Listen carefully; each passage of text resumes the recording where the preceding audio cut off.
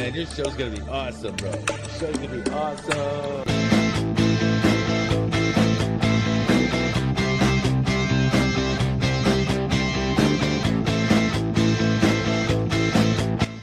Man, this show's gonna be awesome, bro. This show's gonna be awesome.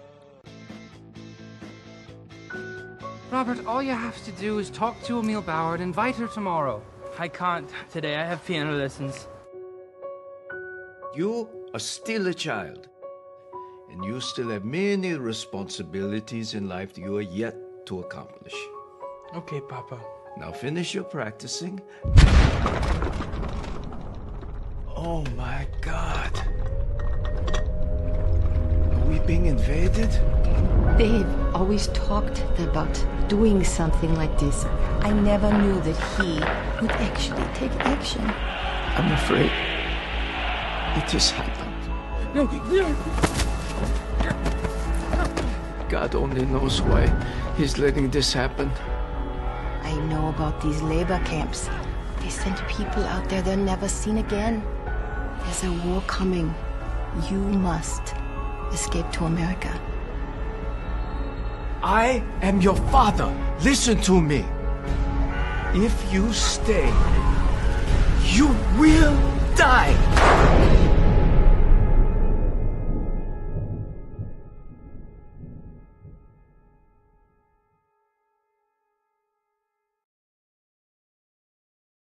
In Austin, but he's brilliant.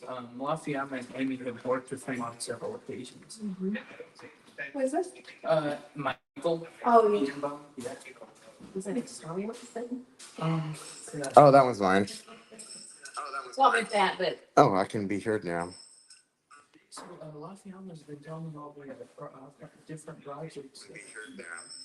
no, Oh, sorry. Yes, it is.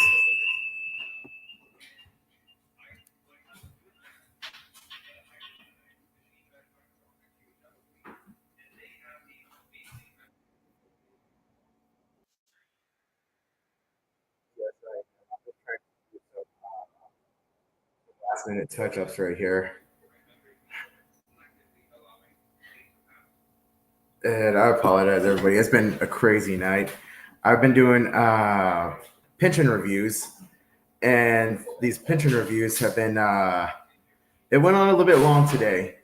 You know, 'cause some of the things that I do is, like I said, I do like to help out. Paste. Can you go ahead and mute that a bit more, please? Yes. Okay, Chrome doesn't want to work. Okay, that's fine. So we will be on Safari today then. And I mean, yeah. So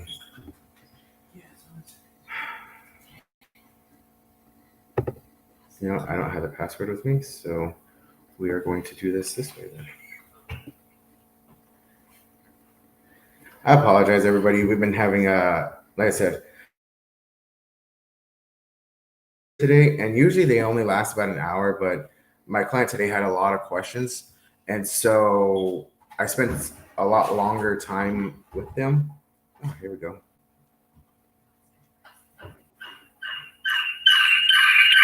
Let's go ahead and read this.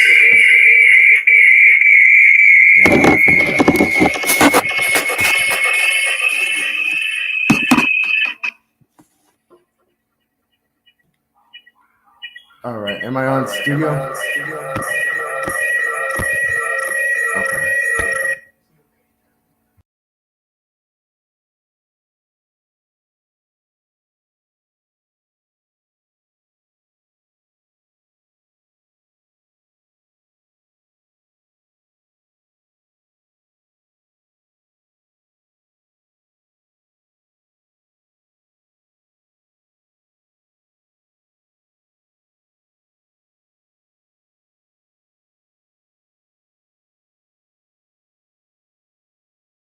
already done. All right, yeah. All right, hello everybody. Thank you for joining us today. It has been quite the day. I am, like I said, I was doing a pension review today, and usually these only take about an hour. And it wasn't just the review. We were going over the available options and upgrades because as part of the business that I do with Red Bones Financial is that I do pension reviews with teachers. I also help to set up tax-free retirement funds for independent contractors and anybody who's really interested. However, the first appointment usually goes about 15 minutes. I find out what needs are, what needs to be met, and what kind of, gap that you're going to have when you go to retire. And I look up the different options that are available to you. And I bring those up as in the next meeting where we do a Zoom get together and I show you the options that are available to you on video. So that way you can take your pick and be able to make an educated decision. Now, today's meeting went a bit longer than normal. So rather than the second meeting only lasting about 2 hours, or lasting 1 hour. It lasted two. I was even supposed to have a training with a new agent afterwards too, to try to help train him up on doing the financial needs analysis part. I was not able to make that appointment. However, we keep moving on, keep trucking on. I did need to get ready for the show, and so I really do appreciate all of you joining us and sticking around. And so I'm going to check also on the Facebook just to make sure everything is good. And that way I can keep up on the comments. Now, what's really cool is that we are streaming to the new YouTube page as well, which is Today's Entertainers with Little Dog. Thank you, Will. I appreciate it. And so I'm very excited for that to be on. A lot of our old shows are going to be start populating into the YouTube channel, and I'm actually very happy with the direction that it's going.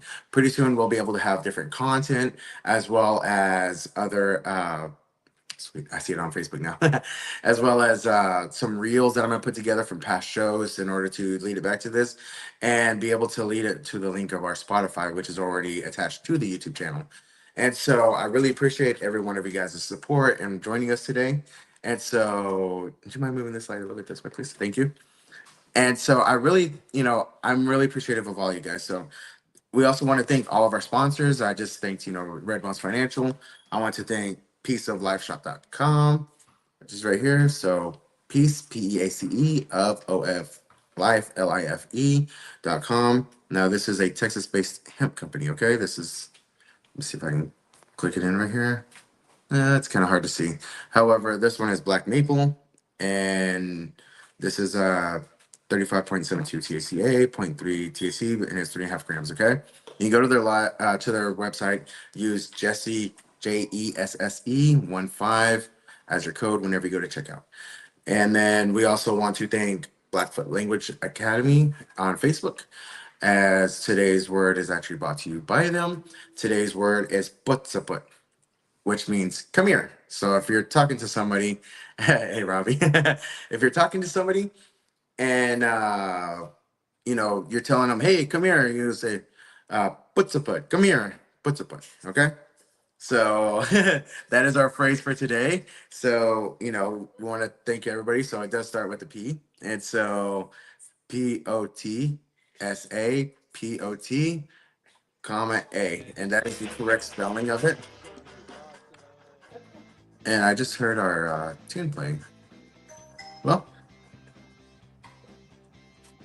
I didn't run. Okay. Wait, is that our theme playing again? Okay, Will.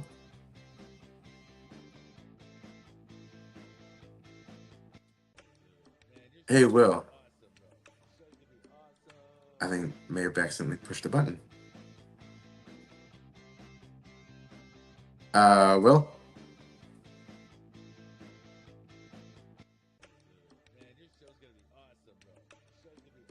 I have it playing in the background at a very low level. Oh, okay. Well, we can go ahead and remove that as well too. I appreciate you, Will. You know, there are some of the other things I want to talk about. Some of our upcoming guests. Our first guest is going to be Robby Mitz, and his upcoming director. He's out of Dallas, Texas, or he's actually here out of Fort Worth, right? Fort Worth. So DFW area, DFW base. He's got a film that he's working on coming up, and it is called Stairway, which I believe we can go ahead and play the trailer. I know that we played it for you a little bit in the beginning, but if we can go ahead and play it one more time, I'd greatly appreciate it. Thank you, Will. I'm going to adjust the camera. That way we can go ahead and do that. And on this mode, I cannot see the invites because I was not. Robert, all you have to do is talk to Emil Bauer and invite her tomorrow. I can't today. I have piano lessons. You are still a child, and you still have many responsibilities in life that you are yet to accomplish. Okay, Papa. Now finish your practicing. Oh my God. Are we being invaded? They've always talked about doing something like this. I never knew that he would actually take action. I'm afraid it has happened. No. God only knows why he's letting this happen. I know about these labor camps. They send people out there they're never seen again. There's a war coming. You must escape to America. I am your father. Listen to me. If you stay, you will die.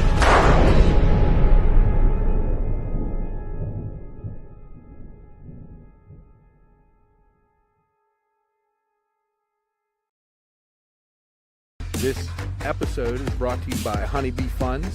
Honeybee is a nonprofit organization set up to help house homeless people that fall through all the cracks of other help. Homelessness in America has skyrocketed since 2020, and it's senseless in the wealthiest country in America. Outside of natural disasters, Honeybee believes there is no reason for homelessness in America. Some people will fall through the cracks because they have no children, no elderly living in their household. Some homeless people are not recovering from drug addiction or recently released from jail, so they are not viewed as priority for housing. Honeybee Funds is set up to help homeless find a home, even if they have a large dog that they count as part of their family. Email charliepooch131@gmail.com if you wish to contribute to Honeybee Funds. Now we will return back to our broadcast. This episode. All right, and we are back. Thank you for joining us. Now we are here with Robby Mitz. Hey guys, how y'all doing? I'm Robby. And so, give us a little introduction to you, a little bit about your background, okay? All right, so as Lafayama said earlier, so my name is Robby Mitz. I'm from Dallas, Texas. I've been acting since I was a teenager. I've been acting in the industry for about 3 years now, and now I'm so honored to be directing my first indie film, which I'm so happy to have found my current producers. You know, I know Lafayama, you're in my movie also, and this is gonna be pretty big. But with everything I've seen over the past couple of years doing this, it's gonna be a whole lot of fun. And y'all, it's called Stairway. You know, it's based on a true story. Y'all have got to check it out. Man, that is awesome. Let me ask you something. How long have you been in acting? So I've been an actor.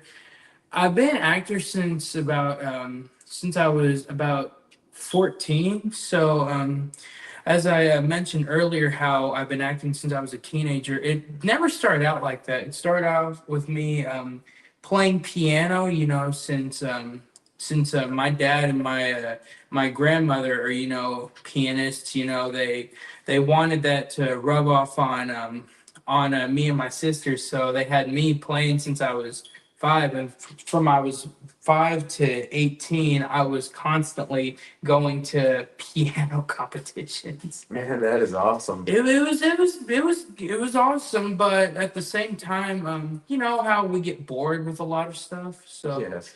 I think once I turned 13, that's when I was starting to get a little bored, you know, and I was trying to like experiment around. So then I I tried doing sports, loved it, but I wasn't as excited as I thought it would be. How in sports you never really, yeah, I mean it's fun, but you're never gonna get played. I mean, you're never gonna get picked as much as you want it to be, and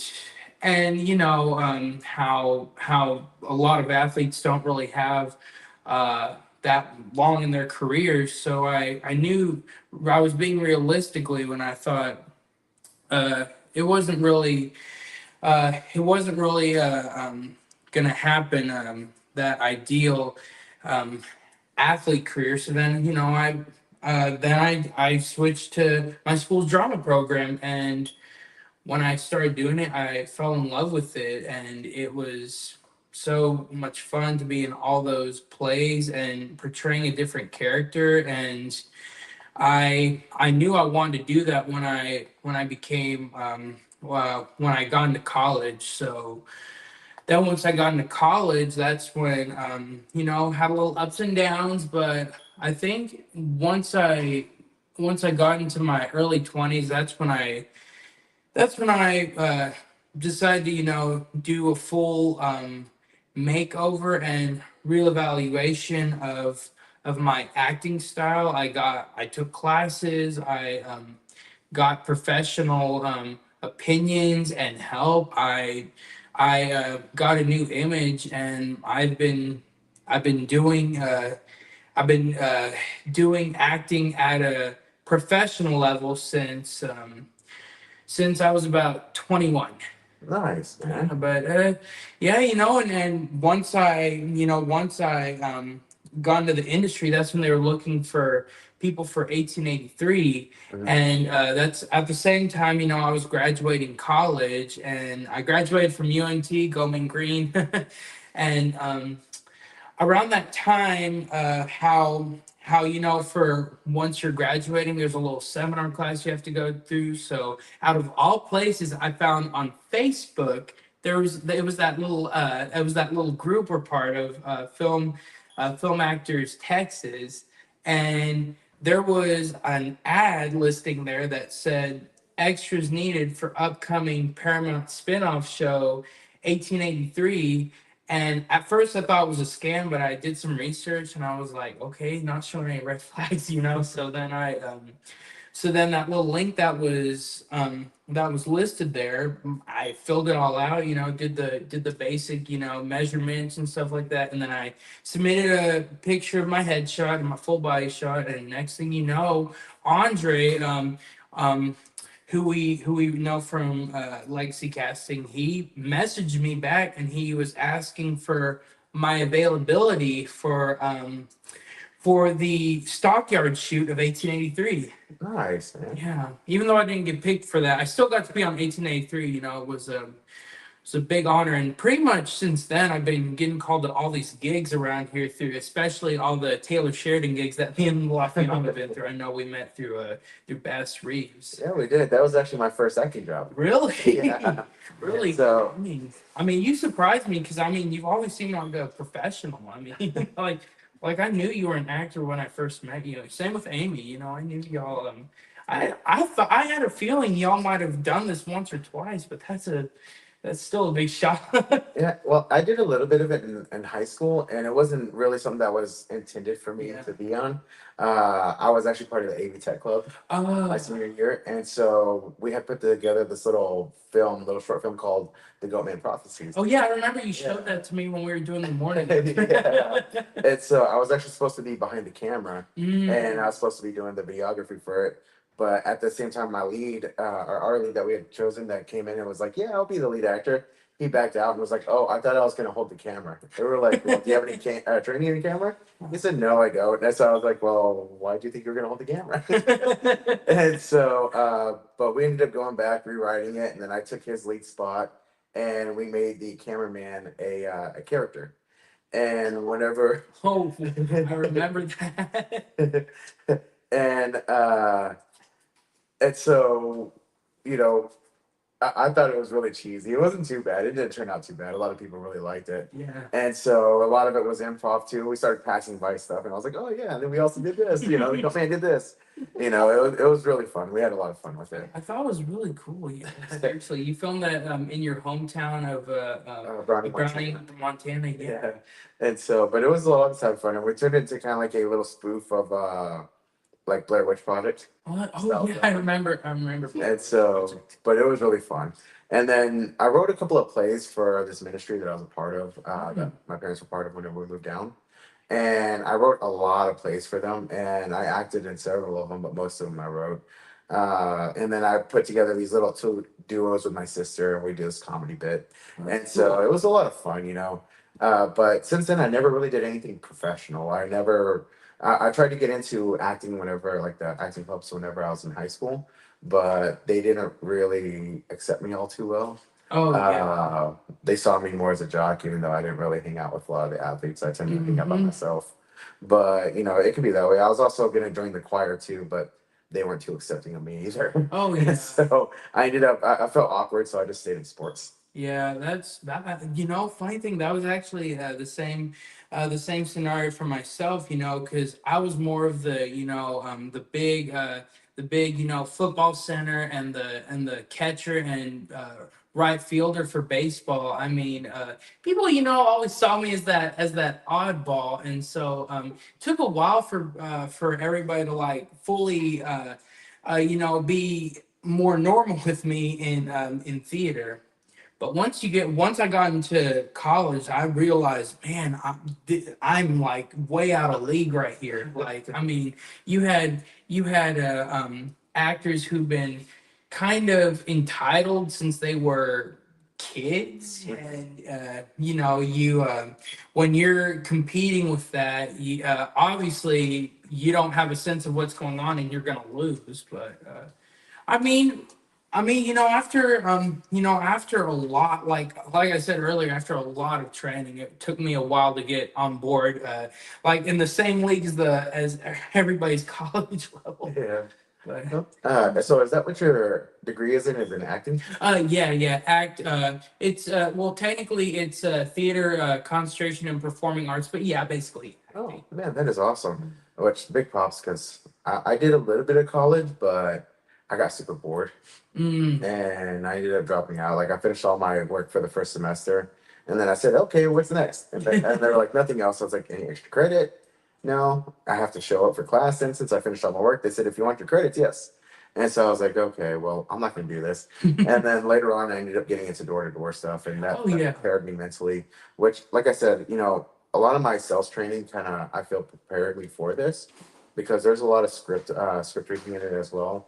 You know, there's some of the other things that we got to do in there, which is memorization. We got to improv between homeowners. You know, we got Yeah. to modify it to fit us, fit our personality, Mm. and try not to come off too salesy because people, you know, they want what we have. It's just they don't want to be sold, you know. And so Mm. I don't see myself as a salesman. I see myself as an advisor. Yeah. I'm here to help you out with your options. And so I don't come off and be like, "Here, you have to do this right now. Just sign this here." You know, I don't do that. I'm like, "Look, these are your options. If you want to choose one, then cool, we'll go ahead and move forward with it. If not, not a problem. You know, just come back to me whenever you're ready, or if you did become ready, Oh something you're yeah. interested in." Yeah, for sure. And so it also built a lot of mental toughness because same with being self-employed. It's like Mm. this, you know, you have your up times where business is good, everything's going great, and then all of a sudden it takes a nosedive out of nowhere, you know? Mm-hmm. And whenever that happens, you just got to be prepared for it. You got to be able to write it out. And it's the same with acting. I've Yeah. noticed that, Yes. you know, the industry can be like this. Next thing, you know, you're getting a whole lot of work, a lot of Oh calls. yes. Oh Next thing you yes. know, Yep. completely dry. And it's like that for weeks and even months at a time. Hmm. Which, don't get me wrong, I love the industry, but man, sometimes it can, if you're in a place like Texas where stuff is like hit or miss, Hmm. but still, I mean, the industry, I mean, you get to play around, even as an extra, which is what I like. I mean, and Yeah. with all these gigs that they've given us, we've been on almost all the Sheridan shows. I mean, how cool is that? Yeah, it's really fun. Yeah. I've started noticing myself a lot more and more on screen, whereas before I was like, I was kind of on screen, and then like on the 8th episode of Bass Reeves, if you go to the title select on Paramount, you'll see like my face just poking around somebody. I'm like, hey, look, that's my face right there. Yeah, I saw my face on episode 4. I was at a roulette table, and it was like up that close to the camera. I mean, as thrilled as I was like, oh my god, it's so awkward seeing my face at that type of distance. But Bass Reeves, filming Bass Reeves, I remember it was a whole lot of fun. There was a lot of ups and downs. It was. Oh yeah, it was definitely fun. Now it was really hot, but it was. Oh yeah! Oh my gosh! When we started filming Bass Reeves on day 1 of shooting, it was super cold. That was that whole Civil War battlefield shoot. I was portraying both a Union soldier and a Confederate soldier. On the Union side, we were out in the blistering cold for 4 hours, and we were given a cold lunch. Well, it wasn't cold when it got boxed up, but it had been sitting out there for hours, and it just became ice cold. And we, long story short, I was one of the actors who got taken away to the ambulance. Oh man. Yeah, and it was worse in Glen Rose at that Confederate shoot scene. One of the guys actually had to call one of the medics because he had been complaining about not feeling his toes, and he was also talking about getting frostbite. And so I was going like, "Oh my God, someone needs to help this guy out." So then I called one of the medics. They took him back, but. It the weather-wise, it could have been a little better for Bass Reeves, but still, I had a whole lot of fun shooting. Yeah, it was definitely a lot of fun. Now, whenever we spoke before, you had overcome some different stuff, right? Mm-hmm. Some stuff that you were born with that they didn't really have an option, right? Yeah. Did you want to go into that? Because I know that we were discussing about yes. So that way, because part of it is that other people think that, hey, I have this, and that's holding me back. That's an excuse for people. Yes. But that's not the way that you saw, and I'm glad that you're here with us to explain a little bit about that. Will you go into that, Fred? Yeah. So I if I didn't disclose it before, I had Asperger's syndrome. I was born with Asperger's, and Asperger's, it's on the autism spectrum.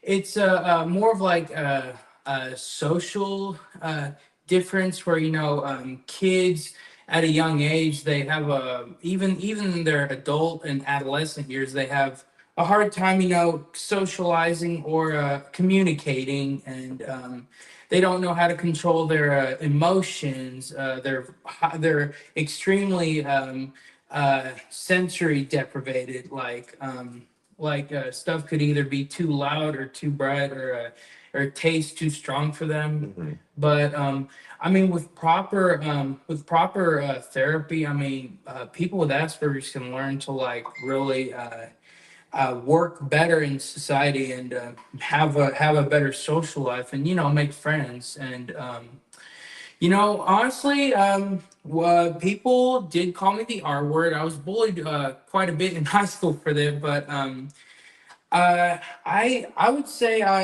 I pretty much overcame that once I started to get more in the social crowd. Senior year, I was on the drama team. I did bowling. I was on the football team. I remember for quite a while, a lot of people said I was not going to be able to make it out, which people against regular non-different people can be very ableist to people on the autism spectrum. I know you said that. I know you and Amy mentioned that that your youngest, he's on the spectrum.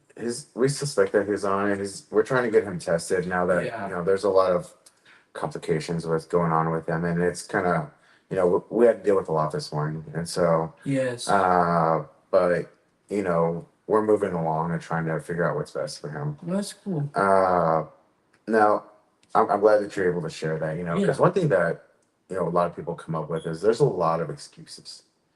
oh, I have this, oh, I have that, Yeah. this is what's going on with me, or I just don't feel I'm ready, Yeah. sometimes it's just about getting out there and making things happen, which is something that you're doing, right?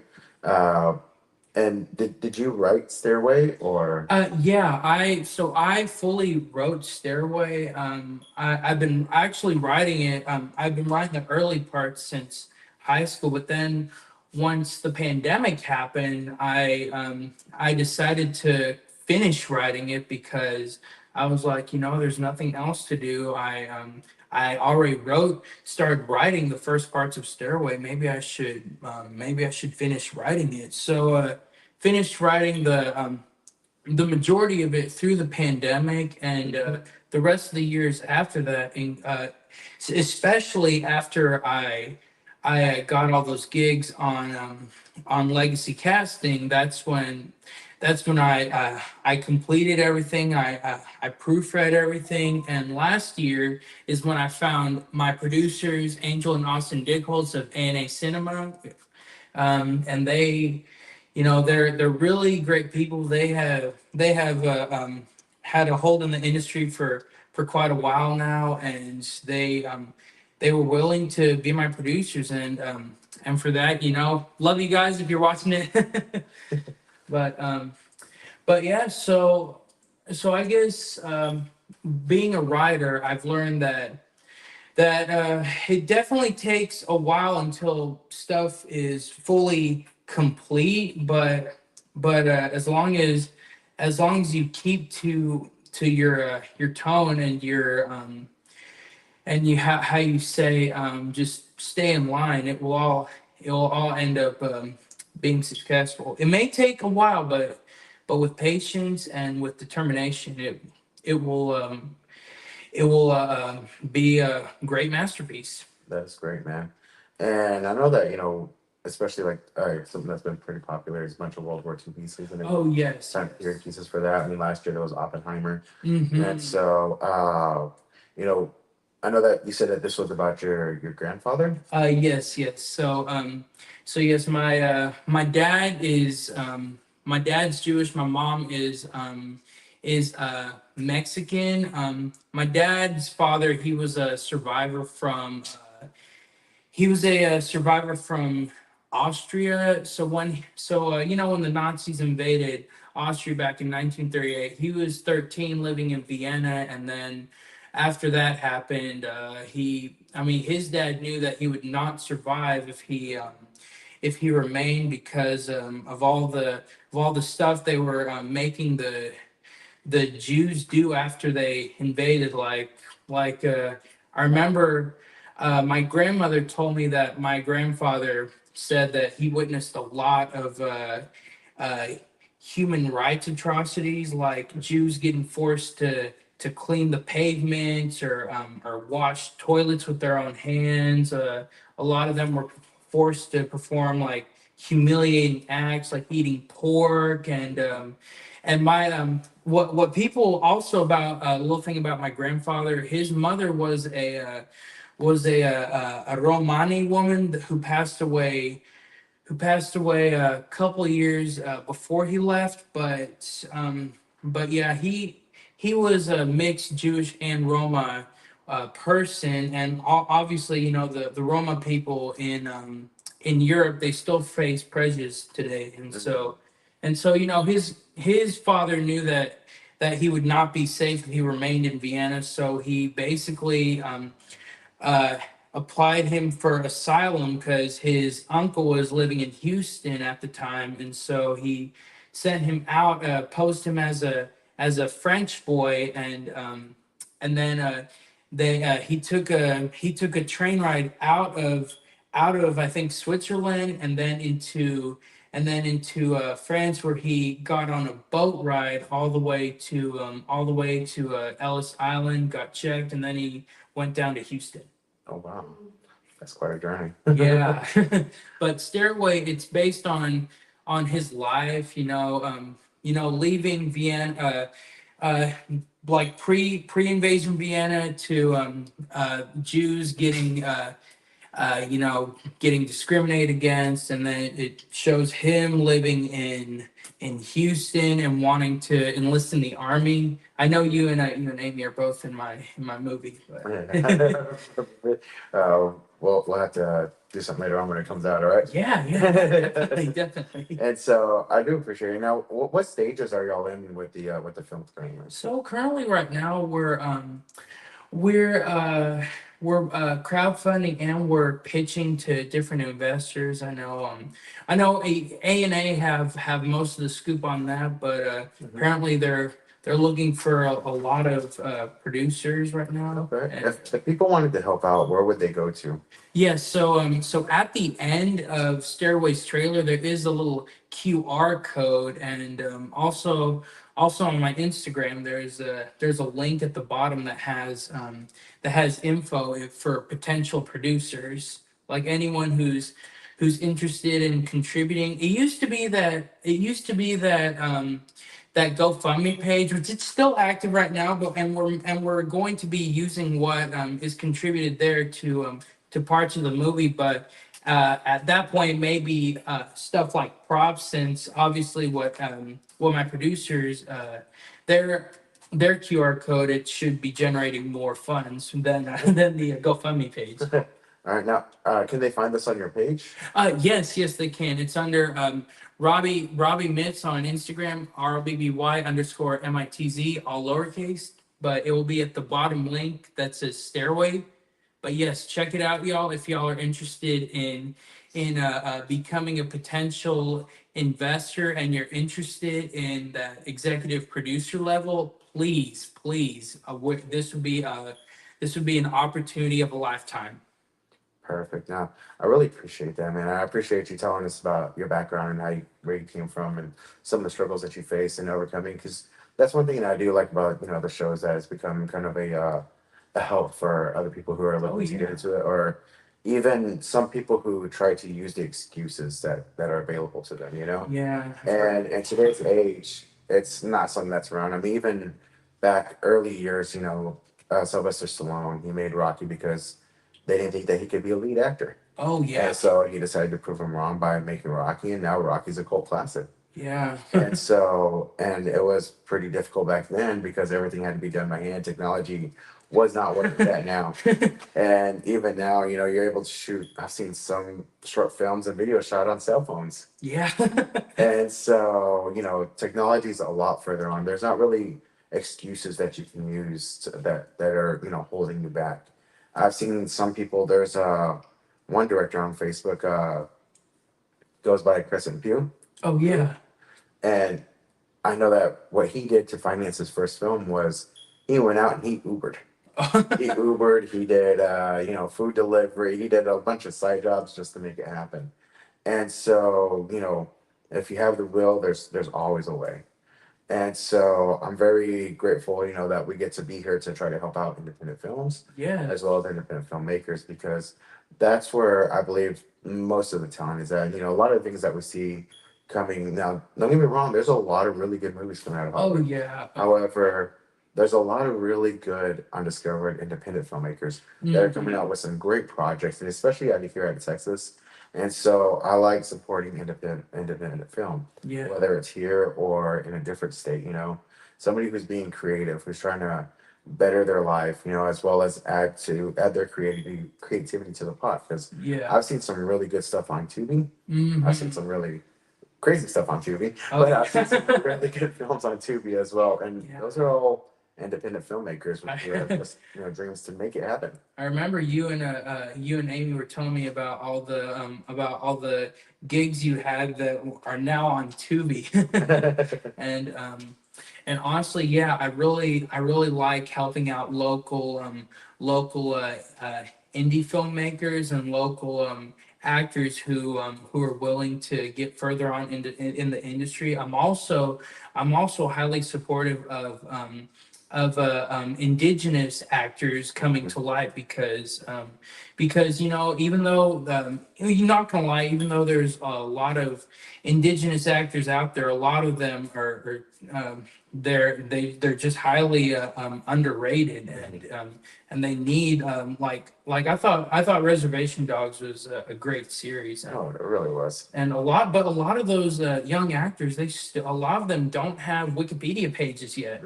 And I mean, even though they have IMDb pages, it would be better if there was like at least a Wikipedia page or something that people could easily look them up by. Well, Wikipedia pages can be made by Yeah. pretty much anybody, and they can be edited by anyone. Yeah.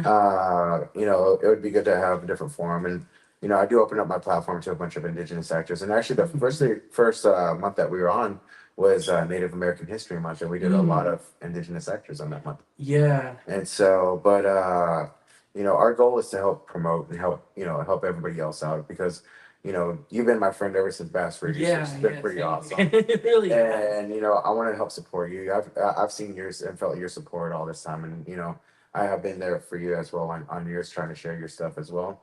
But I want to show you a lot more support by using the platform here Oh yeah. to help you out. Because I think that you have a really good vision, a really good dream. You have a good film on your hands and a really good script. Yes. And so I want to make sure that you get the exposure that you need to be able to make it happen. Yeah, I mean, when I cast you and Amy in my in a Stairway, it was definitely. I'm very happy I made that decision. I mean, you as Sergeant Kawa and Amy as the teacher. That was. And I really appreciate it, man. I really appreciate you keeping me in your thoughts too. Yeah. And that's important for why whenever you're on set, even though if you're doing just background, it's always good to remain professional. You never know who's around you. A lot of the actors around you can also be directors, can be working on their own films, and these are always really good because it does help out getting your reels done as well. Which is something that actors need, especially early on into your career. Yeah. Definitely need some headshots, which we're gonna get a lot of really good tidbits and a lot of really good tips from our next guest. Oh yeah. And so, but Robby, if you could spell out your name one more time so that way people could follow you. All right, guys. It's ROBBYMITZ on Instagram. It's ROBBY_MITZ. So total, it's Robby Mitz. And then you're on Facebook as well, correct? Yes, on Facebook as well. All right, perfect. Thanks, Robby. I really appreciate you. And man, it's good to see you. Good to see you too. And so, if y'all wouldn't mind sticking around, we are about to go into a commercial right before we go into our next guest. Again, Robby Mitz, and keep an eye out for his project, Stairway. Stairway, y'all. All right. Great being with y'all. All right, thank you, Robby. Good job. All right. Man, this show's gonna be awesome, bro. This show's gonna be awesome. This episode is brought to you by Honeybee Funds. Honeybee is a nonprofit organization set up to help house homeless people that fall through all the cracks of other help. Homelessness in America has skyrocketed since 2020, and it's senseless in the wealthiest country in America. Outside of natural disasters, Honeybee believes there is no reason for homelessness in America. Some people will fall through the cracks because they have no children, no elderly living in their household. Some homeless people are not recovering from drug addiction or recently released from jail, so they are not viewed as priority for housing. Honeybee Funds is set up to help homeless find a home, even if they have large dog that they count as part of their family.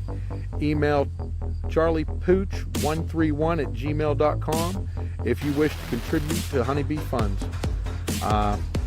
Now we will return back to our broadcast. I'm Bail.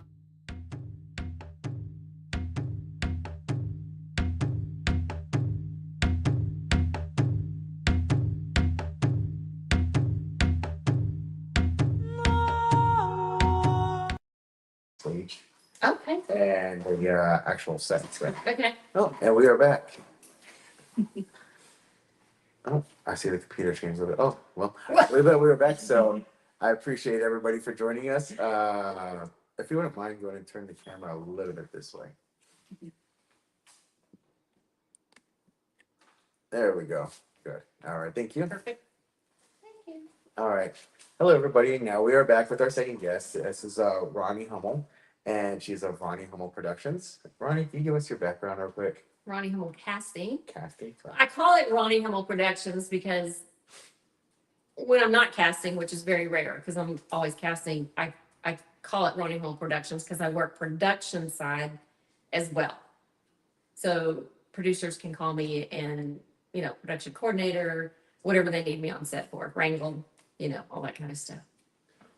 Oh, that is awesome. Thank Yeah. you. Now, you've been in the industry for a very long time, right? Yes. My very first movie set I walked on, I was 8 years old. Oh, Yes. And I was 8, and it was a movie called Indian Paint. I'm not going to tell you the year or anything. The actors that were on that were, and this will age me right here, Johnny Crawford and Chuck Connors and Jay Silverheels. And they were looking for children. And I have horses, so I rode horses a lot. And they were looking for children that could ride horses. And I was like, yeah, oh my gosh, this is great. So my mom took me to the audition, and I walked in, and there was all these people. And I said, I'm here to audition. I was just a little, like, I'm sorry, but you're too blonde and too blue-eyed, and we're looking for indigenous children. And I was like, oh, I'll dye my hair, I'll dye my eyes, I'll do whatever it takes. Please let me be on this. And they couldn't, but he did invite me and my family to come to set for the next 2 weeks and hang out with the cast and crew. So we got to do that. That is what got me started in the film industry. that is awesome. Yeah, it was really cool. It was cool. This was back when the Panasonic and the cameras were like the size of Volkswagens. And they had 18-wheelers, like 2 or 3 or 4 of them stacked up with all the equipment. So it was really exciting to see that. So it was really cool. Oh, that's awesome. Anyway, so I got started from that. And when I was older, when I was a teenager, I got on some film sets with people like, of all people, Robert Blake, Charlotte Rampling. Y'all may not know these actors, but you could look them up. Chris Connolly, and then Burt Reynolds, Chris Christopherson I worked with. And that's where I met on the set of Semi-Tough. It was a football movie filmed in Dallas. And I met, I went on set to work as an extra, and I had lost my pay voucher because back then they gave you these little pieces of paper that you had to go back the next day if you worked multiple days. And the person that was in charge of us was Catherine Hart, who is now one of the biggest coaches in Dallas. She coaches actors. She is graduated from Juilliard, so she's a very trained actress. But she got mad at me that day because I lost my voucher, and she yelled at me. And I teased her about, we actually years later, with forward that 20 years later, we became very, very good friends, and we are good friends to this day. And I tease her about it all the time. And she said, I did not do that because I don't remember yelling at anybody. I never yelled at people. I said, yes, you did. Me. Anyway, so that's how we became friends. And yeah. That's great. Been crazy off and on over the years. So yes, I started in the industry years and years and years ago, but you kind of, when you have kids, you kind of have to stop and take a break and then come back to it, which is what I did. Oh, wow. Yeah. So how long were you in, now whenever you came back, did you come back on the acting side, or did you start doing? Yeah, I do acting too, by the way. Hello, anybody out there? So yeah, I'm an actor too. I love acting, and I've been on quite a few sets, and nowadays it's mostly casting. I've gotten so busy that I don't have a whole lot of time, but I still do love acting. It's my first love, but the casting part kind of fell into my lap, and I worked in a broadcasting. I was working for a radio program overnight as an overnight host for it was a Christian radio program, and I was working at AMS Pictures as well during the day. I was working for them, so I was in the original programming department, so learning everything from script to screen for several television shows that were #1 hits with the Reels Network. So that taught me a lot working with them. But then I didn't lose my job, but our radio program was sold, the station was sold to KERA. And I was, kind of feeling bad. I was like, well, I'm going to miss this talking to people and praying with people. And, it was really good for me. And then it kind of just fell into my lap. I started casting more and more and more. And I thought, what a better way to help people and support people and be there for them, not just with their career or their casting, but just be there for them and help guide, kind of like what you're doing, helping people in life. And it's kind of a ministry for me. That is awesome. Yeah. So Yeah. that's how that got started. That's really awesome. So, in your position as far as like being the casting director, what are some of the things you look for whenever you look at submissions? Talent. Talent? Yeah. And in this, here in the southern states, I'm having a workshop this week. So this is what my workshop is going to be about, is leveling up the actors in Texas. We have some good actors here, but we need to be up here. We need to be professional. We need to be at that level where we are so good that when productions do come here, they will book our Texas actors rather than saying, well, we're going to bring them from LA. I want to see all the Texas actors in lead roles, co-starring roles, supporting roles, not just extras. Everybody's really gung-ho to work as an extra, but you really can't use that on your resume, and it really doesn't go anywhere. It's good to have an understanding and cut your teeth and learn from that, but you don't want to stay there. You want to move up levels. So coaching and training and headshots, but we got to be better. Texas actors have to be so good that they won't turn away from us. They will hire our Texas actors. That's what I want. And that is Because- very cool. Yeah, I mean, it's like you said, the industry is changing. It's changing, and it's changing for the better. Texas is becoming very well known, and we have quite a few people on our side and some power under our belt, so to speak. Matthew McConaughey, Dennis Quaid, Billy Bob Thornton, Renee Zellweger, Woody Harrelson. Oh, excuse me, I'm working. They're all from Texas. And so they want to see the industry grow here. They want to bring productions here. They want to create a production company here for Texas actors. And I'm all in with them. So guys, I'm here. Roni Hummel Casting Productions. Call me.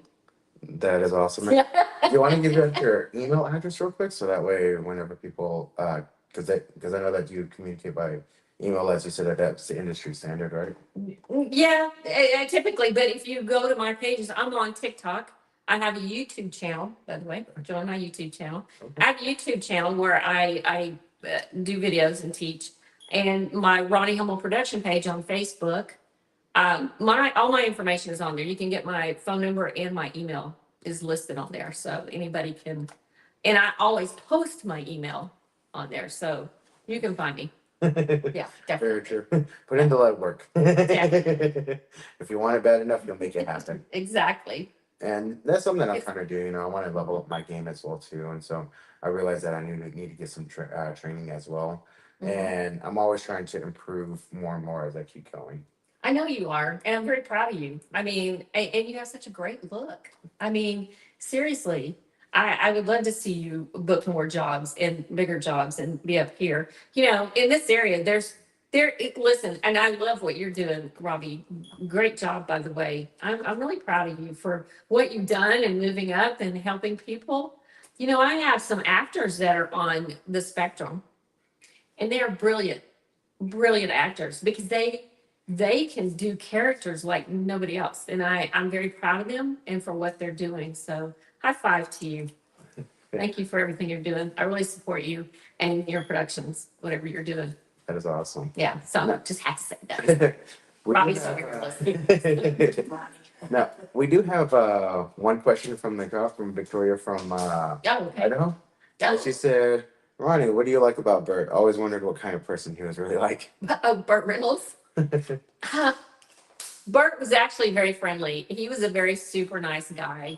And I got to know his manager first.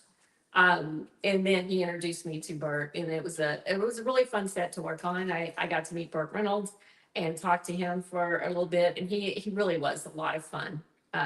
Made a lot of jokes, and on that set, it was about a football team, and we had crowds, and we were looking up at the top of the house at one point when the football player was holding the cheerleader about to drop her, and somebody on the set expelled gas really bad.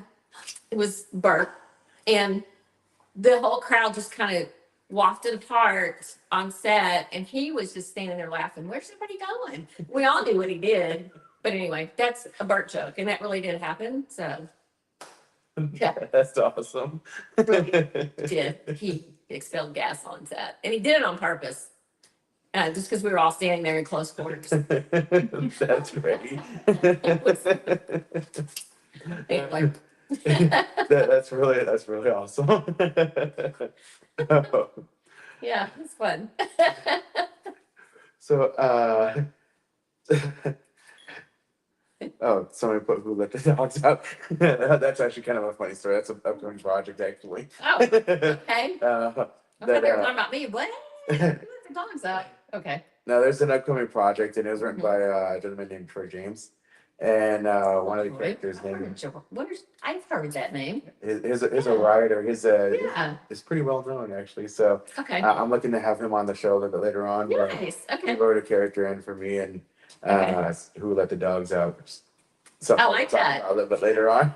Okay. That And sounds so, but he's a really cool guy. Yeah. I actually do have some pretty good projects coming up. And one of Yeah. them's gonna take me out of the States, which is I'm pretty I excited about. heard. And so I've been That's learning. exciting. I've been learning Portuguese for it, What? and so Portuguese. I'm very serious whenever I get a role and it's in a language that I don't know, or which I did a little bit of an accent, which is still a bit off, but they really liked it, my audition still. Yeah. And so I try to learn the language so that way whenever I'm doing it, Yeah. it's believable that I'm a Portuguese Brazilian. Portuguese. Well, I can see that. I totally can see that. Yeah. That's what I like to do. I like to be. Gosh, you need to send me. You need to send me a tape so I can see you doing that character. I would really like to see that. Because, yeah, definitely. And so I'm still working on it. I have a friend out of Florida, Raquel. She did a lot of acting around here, but Raquel Mahoney, she's Brazilian, and so she's helping me with some of the Good. words that aren't on that you won't find on Duolingo. Oh, yeah. Okay. Yeah, I get you. 'Cause it's kind of a gangster type character. I get that. It's, I can see that crime, too. like a mob family type thing. It's so I have to learn. I'm learning the Duolingo so that way I can get my pronunciation and voices and watching YouTube, and then I'm working with her to learn the other words too that I'm gonna need to know. See, that's what you got to do. You have to train and learn and coach and have an understanding of your character. Character study is so important. But yeah, not to change the subject, No, but you're I good. saw the movie Dylan. I think Evan posted about. It was so good. Bob Dylan. He actually played the harmonica and the guitar. He did the singing in it, and he sounds so much like Bob Dylan. You can't tell them apart.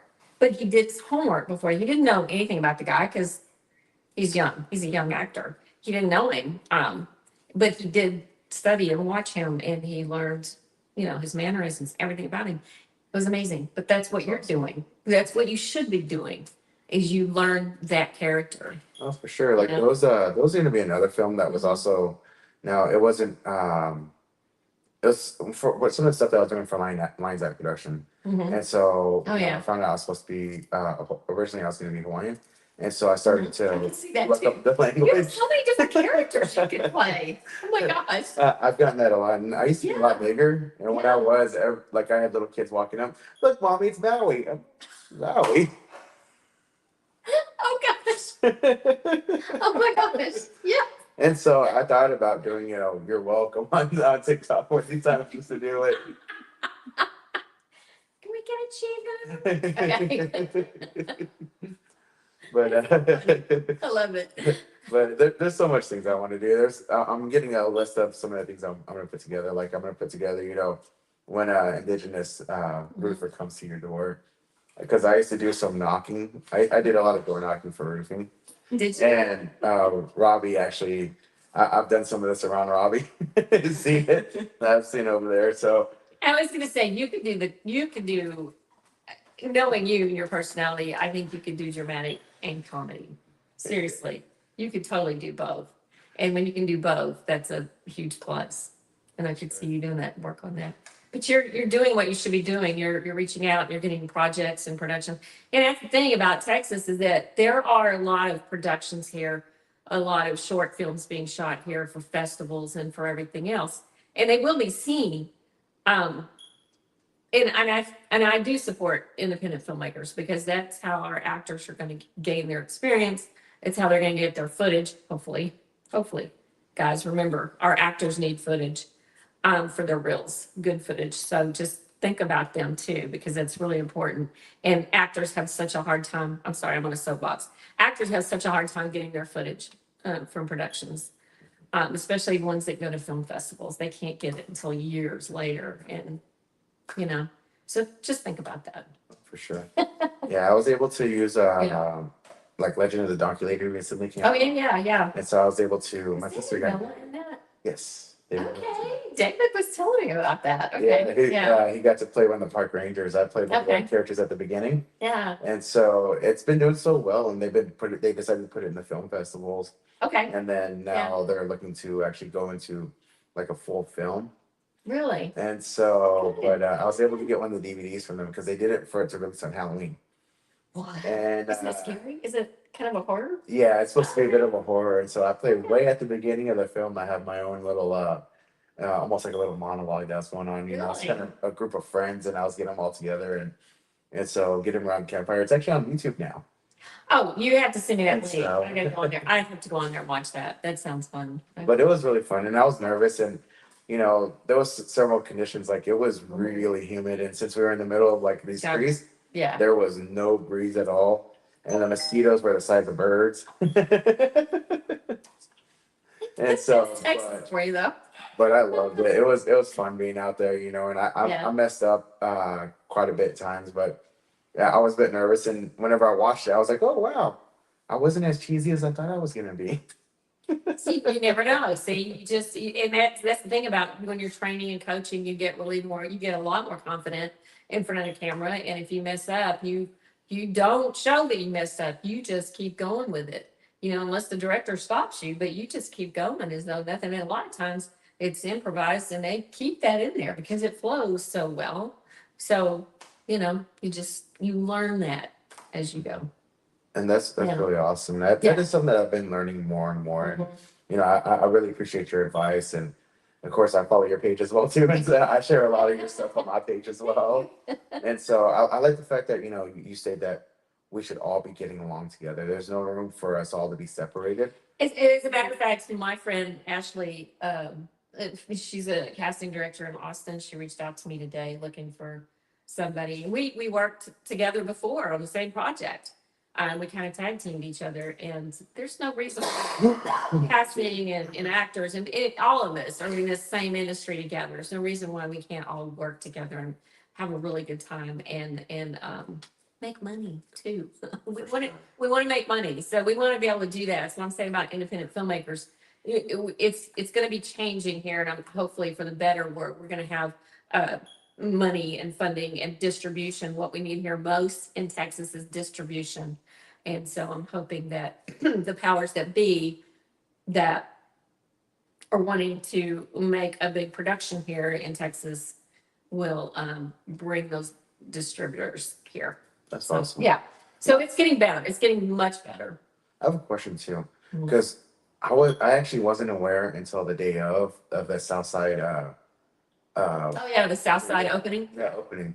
How does somebody keep in in the loop to keep up to these updates for different networking events and opening of different studios?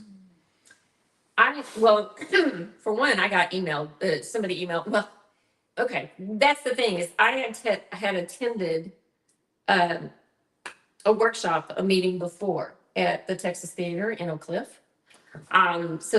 Did you go to that? I was there too. So the Dallas film commissioners were there, and we got to talking afterwards. You go to these, and I went to that because I was so interested. You know, Dallas is now a city that we are eligible for Oscars for independent short films, by the way. Just to let you know that, Robby. Yes, so that's what this workshop was about. So we are eligible for that, which is amazing. And so I went and I talked to the film commissioners. They invited me. They said, "Hey, the opening's going to be next week." But that's the whole point of going to these workshops.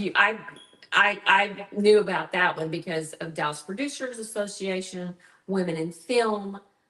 Those are always posted. Any mixers, any events that go on. The Dallas Film Commission, Fort Worth Film Commission, they post stuff online. So get on their Facebook pages and watch the mixers and the little events that they put on and go to those. And that's how you network and find out more and more about projects and things that are going on in your area. So we're in Dallas Fort Worth. We have both. We're right in the mix of all of it. Nice. Which is great. And whenever it comes to like acting coaches, do you have any that you would recommend over others, or any schools that you would And I recommend? can't say that on here. No. No, but I do have a lot of that. If anybody wants to email me, I do know a lot of acting coaches in Dallas and Fort Worth, so y'all can email me. I mean, I don't want to say one over the other. But there's a lot of really great coaches here in this area, and most of them are working actors or have been in Hollywood and then back in Texas now. So they're very good. But you need that. You need the training. And it's a continuing thing. It's not just, I'm going to coach and train for 6 weeks or a year. It's a continuation. The rest of your career as an actor, you want to have a coach with you. Oh, that is great advice. That is definitely something that I do believe on continuing education. Because any field where you're the professional in, you're being the professional in, it requires continued education, continued training. Because even with my license here in Texas, I have to get it renewed every 4 years. Yeah. Meaning that I have to get continued education, and I help out senior citizens, so I have to actually get certified in that every single year. Very well, and that's so true. This is a business. Yeah, acting is a business. It's just like any other business or company, and you're self-employed, so you have to be responsible. And look, if you go out and get an agent, it's great to have an agent. Yes, they can book you on bigger jobs and films and things, but you still have to do the legwork. You still have to go out there and look. You still have to be proactive with your career. Every day, you have to stay on top of it. I mean, you can't just sit by the wayside and say, "Oh, my agent will do that." Well, they have a lot of clients. Okay, so you stay on top of your career as well. For sure. And that's one thing that I always do is I try to send out a whole bunch of requests for auditions. And I was at one point I was sending out like 60 to 70 requests a week. That's good though. Did y'all hear that? I've never heard anybody sending that many out, but that's really good. I would send out a lot. I put it I out. submitted for one today myself. So right now, as I'm trying to get business taken care of, because I am preparing to leave for a little while, I'm trying to slow down. The film you're going to? Yes, ma'am. So I'm trying to slow down and make sure that all my, I guess my ducks are in a row. I was going to say that. That's a great minds think alike. Yeah. And so I'm trying to make sure that all my ducks are in a row, and that nothing's gonna fall apart while I'm gone. And so I want to make sure that I'm prepared for that. I don't want to try to overload my plate, but I do want to put my name out there, because I know that the more that I put my name out there, it's a lot of averages, Yeah. The more people that know you, because I had one person that passed my name on to another casting director, and so it's leading on to something to where now I have an audition for a Nightwolf character, which is something that I've always wanted an audition So for. cool. So That's so cool. But it's very true. It's word of mouth. It gets around, and people get to know you, what you do, and your look, and eventually people start to know who you are. And and also having a good attitude in this business. It's like you said, you could be on the film set, even as an extra, and just be talking back and forth and just talking about things. And really, you should be just sitting back and watching. But you never know the person next to you they could be a producer or somebody connected on the team. They're listening to everything you're saying. And word does get back to a top production, top brass there. So you have to be really careful on set. For sure. Yeah. So, just be professional and mindful of other people and respect and, don't just, you can have friends on set talk, but I would just sit back and watch and learn. For sure. Because Yeah. it is like training being on set. Yeah. It And is. you're watching the actors and how they do their things as well, Yes. you know.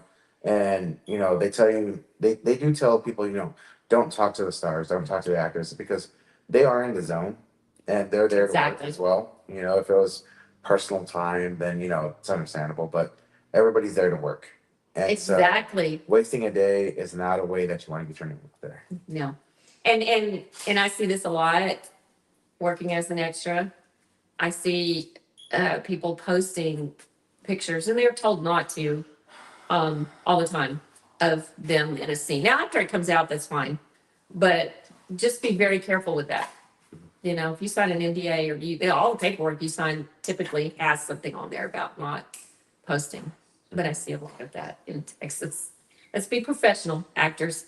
After I found out that I was doing wrong, I switched up too. Even the ones that I was in, I've done the same things. I'm only telling y'all things that I've done that were stupid. I've done everything wrong, and that's why I'm teaching people now because I learned the hard way.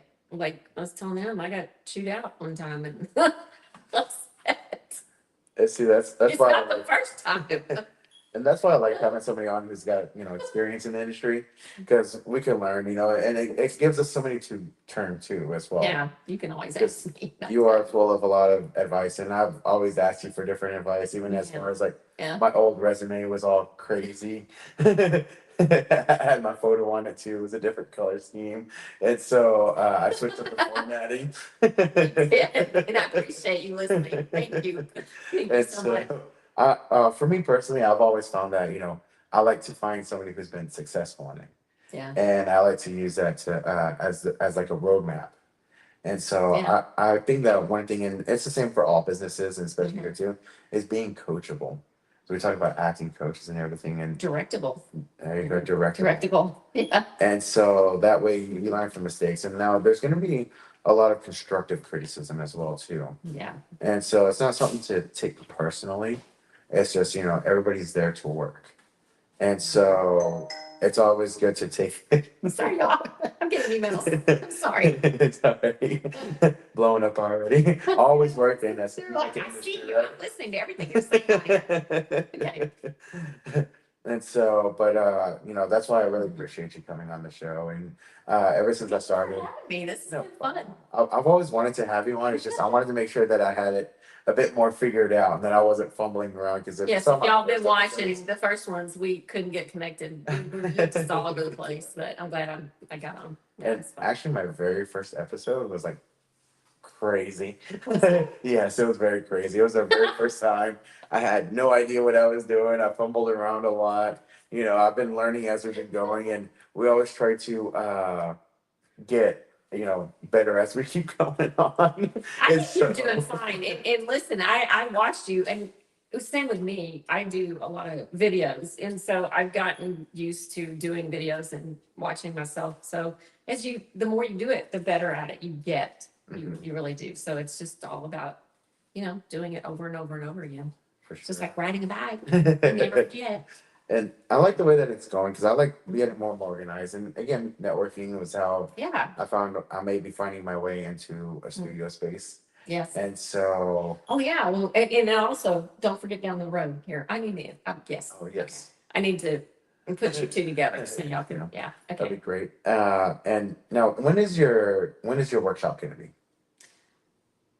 Sunday, February 23rd, but it's totally full. Actually, it's over. Yeah, it filled up. Oh, wow. It's full.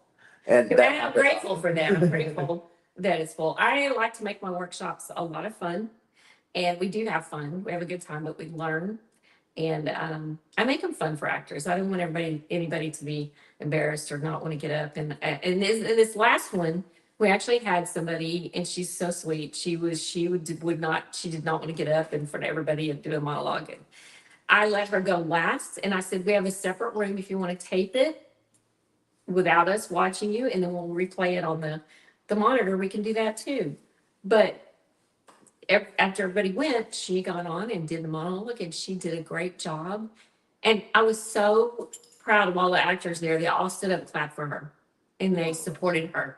And I wanted to cry. I was like, oh my God, that was so nice, y'all. But she did a great job. So going to these things, it helps you break out of your little box. It does help.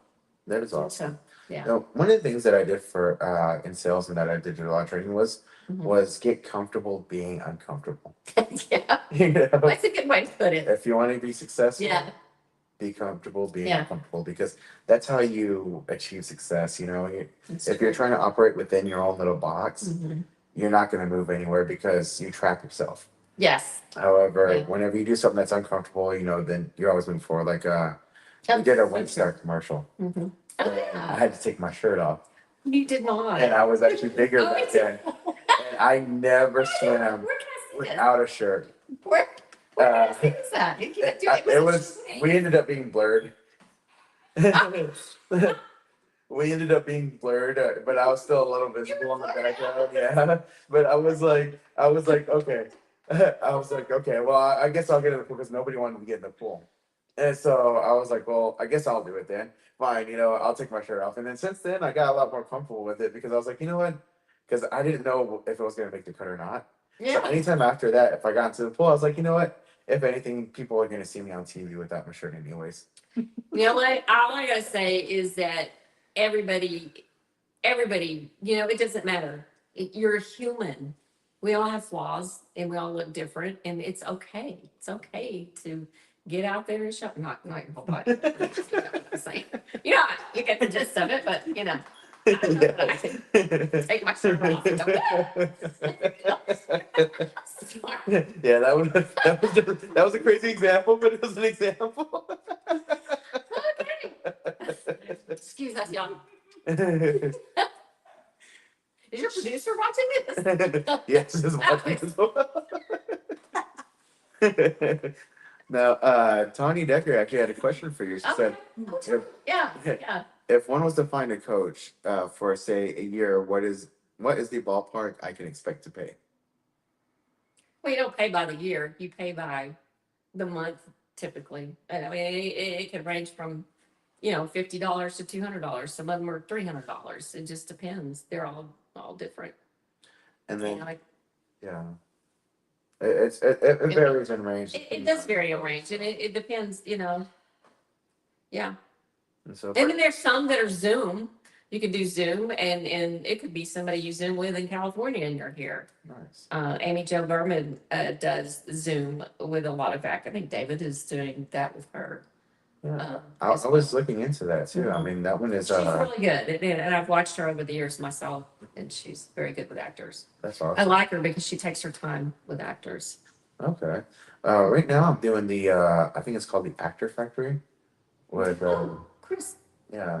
are you going there? I'm not. Are I you haven't started online, yet. or are you- I've been looking into it right now. Yes. But I've been. That's one of the ones I've been looking at to try to go do. Okay. And so Well, I have a couple of actors, friends of mine, that are actually in attendance with the workshop, the classes that just started. So, Chris is great. Chris Fryhofer in Oklahoma. He's the only casting director there. He's also an actor, and his agent is Linda McAllister okay. here in Texas. And I've So- seen her around a lot too. I've seen her name a lot too. And she's So. going to be at my workshop. She's going to come in Q&A. So That's awesome. you get to meet the legendary Linda McAllister. Oh, that is awesome. Yeah. Now, a while back, I did have an opportunity to audition for, I think it was Bankston. Oh yeah, Lily Bankston. Yeah, it was Yeah. Bankston. So I know Lily too. I didn't, of course, I was not prepared whatsoever. I had no resume. I didn't really have, the only headshots really I had was that little photo that I had back then that was blurry. I don't remember. And I had no reels or anything. And so now, and to see where I was then and to see, now I'm getting in my reels. I'm able to separate Improves a lot. Yeah. my photos are getting better. And so, like I said, I like to see improvement. I don't like to be stagnant because I know that the And industry's you always have to, moving, you have to keep moving forward and keep doing things. And I met an actor and I'll say this real quick.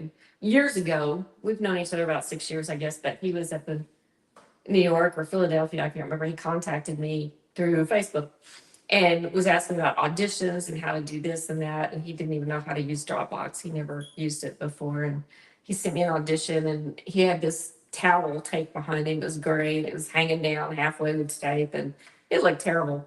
But anyway, he did come down to Texas and work on something here. And then he went back and now he's a SAG actor. He's got several agents and he works out of LA and he's worked on some big films.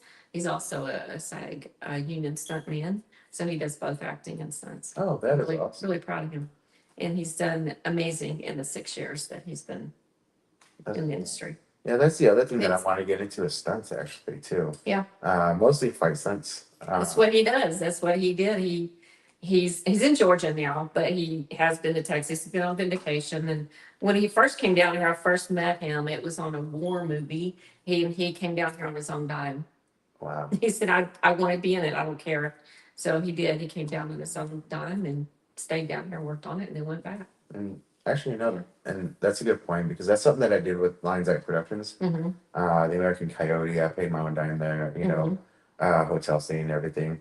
Actually, for American Coyote, I had a sponsor back then. It was Enchiladas Olay. Oh, yeah. Oh, nice. Okay. And they Yeah. covered my hotel stay down there. Really? How And nice. so, really awesome person, That's really the cool. owner, Mary Patino. Yeah, yeah. She was helping me out a lot back then. Yeah, I met her. I met her. Yeah, I Yeah. know who that is.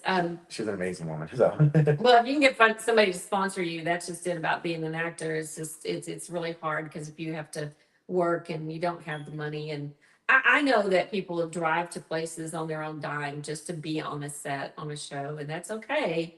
You just don't want to do it all the time. You want to eventually, make money and make enough money to where they pay for your room and everything. So Oh, for sure. it's okay. I've done the same thing. I worked on Salem. It was called Salem in Louisiana, but Louisiana was like 2.5 hours. You remember that movie or that TV show? Yeah. I worked on that for like 2.5 seasons, and then I ended up getting working with AMS Pictures and had to leave. But I drove down there every week and stayed down there couch surfing, Yeah. 4 days out of the week. But it was fun. It was a lot of fun, and I wouldn't take that back for anything because we had a blast. Oh, for sure. Yeah. And that was another thing, because I've done a couple of things for them, and I saw it more as for me, I saw it as an investment. Yeah. Since I'm self-employed, I use some of those as tax write-offs. Oh, that's a good idea. Very good idea. 'Cause you're working. Yes. Oh, that's a great. Yeah, so it's idea. a business trip. So are the miles. Those are business. I need to have you teach a business class then in my workshop. We'll talk about that. Maybe That'd we'll be great. mention that because that's one thing is this is a business and you have to learn the business side, the money side of it, the finances. And, so that's a really, I'm glad you brought that up. So yeah, I'm going to bring you in and have you stand up and talk about that maybe. All right, that sounds Talk good. about finances. I've Yeah. done invitation stuff before too. I know you did. So we're just And gonna- so- yeah. I like. We all learn from each other, and that's what I like about these workshops is I learn just as much from my actors and people that come in there, and I always have. Watching their auditions over the years has taught me so much more about acting. It really has. You watch a lot of auditions, like thousands and thousands. You learn. You can tell when an actor is thinking of their lines. You can tell. You can see it in their eyes. You watch so many of them that you see it, so you can tell if they're experienced or not. That's awesome. So It's just let me know when you do an practice and audition. practice. I'm watching your eyeballs. that does make sense because I've noticed sometimes I was like, why are my eyes doing this? Well, you don't even have to move them back and forth, but you can just see it. You can tell they're waiting. What's that next line?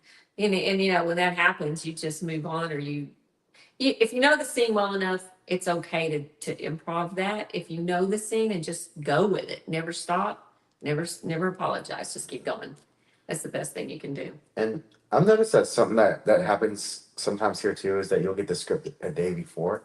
Oh, yeah. Oh, yes. Yeah. And That happens a lot. do you have any suggestions on preparing for that? That's happened to me before, and I immediately, when I get it, I record the whole thing. I record it on my phone, like the other person that's in the scene with me, and record my lines, and I play it over and over and over and over, and I'll answer the other person with my lines, but that's how I do mine. Not everybody can do it that way. But I record mine and just play it over and over and over until it seeps in. Within a couple of hours, I already have it down, and That's so. Yeah, there was Some people, it's only a few minutes they can get it down. Some people are really quick. They're fast. Yeah. I'm a little bit of a slower too. Yeah. I mean, And I do my best, that's why I try to keep practicing. And I've started different, mind games with the, memory stuff to try to go through and to play these games to help out quite a or bit. you pick out certain words and remember those certain words in each sentence, and that one word will bring out back that whole little paragraph, and that helps too because I've done that before. But also, I know that some actors tape the lines on their like right under their phone or their camera, and I can tell they're reading them. But I've also told actors about teleprompters, which are great as long as you can't tell that you're reading it. You can look at the camera just to the left or the right, and your teleprompter can run. I've actually used the teleprompter before for monologues. Okay. It doesn't really work for script because you need a reader, but Yeah. monologues, you can do that. I know that one thing that I started doing because I have me personally, I have an inner monologue. Mhm. And so I can say something out loud and then I can hear the answer back in my head. And so I've done that too, where I've done the whole script. I've done my line out loud, and then I read back my other line, the other line inside my head, and so I go for like a pause, and then I come back around. And I've actually gotten roles off of that, which kind of surprised me. I was like, I didn't think that was going to be very good, but apparently they liked Apparently it. it worked. Okay. And so, That made me laugh. That was funny. but yeah, I always tell people about my inner monologue because Your I inner found out monologue. that not everybody has one. And so, I think most of, I don't know, any way that you can memorize lines is, it's like you said, sometimes you don't get a synopsis. You have no idea what that scene is about. And sorry. you're good.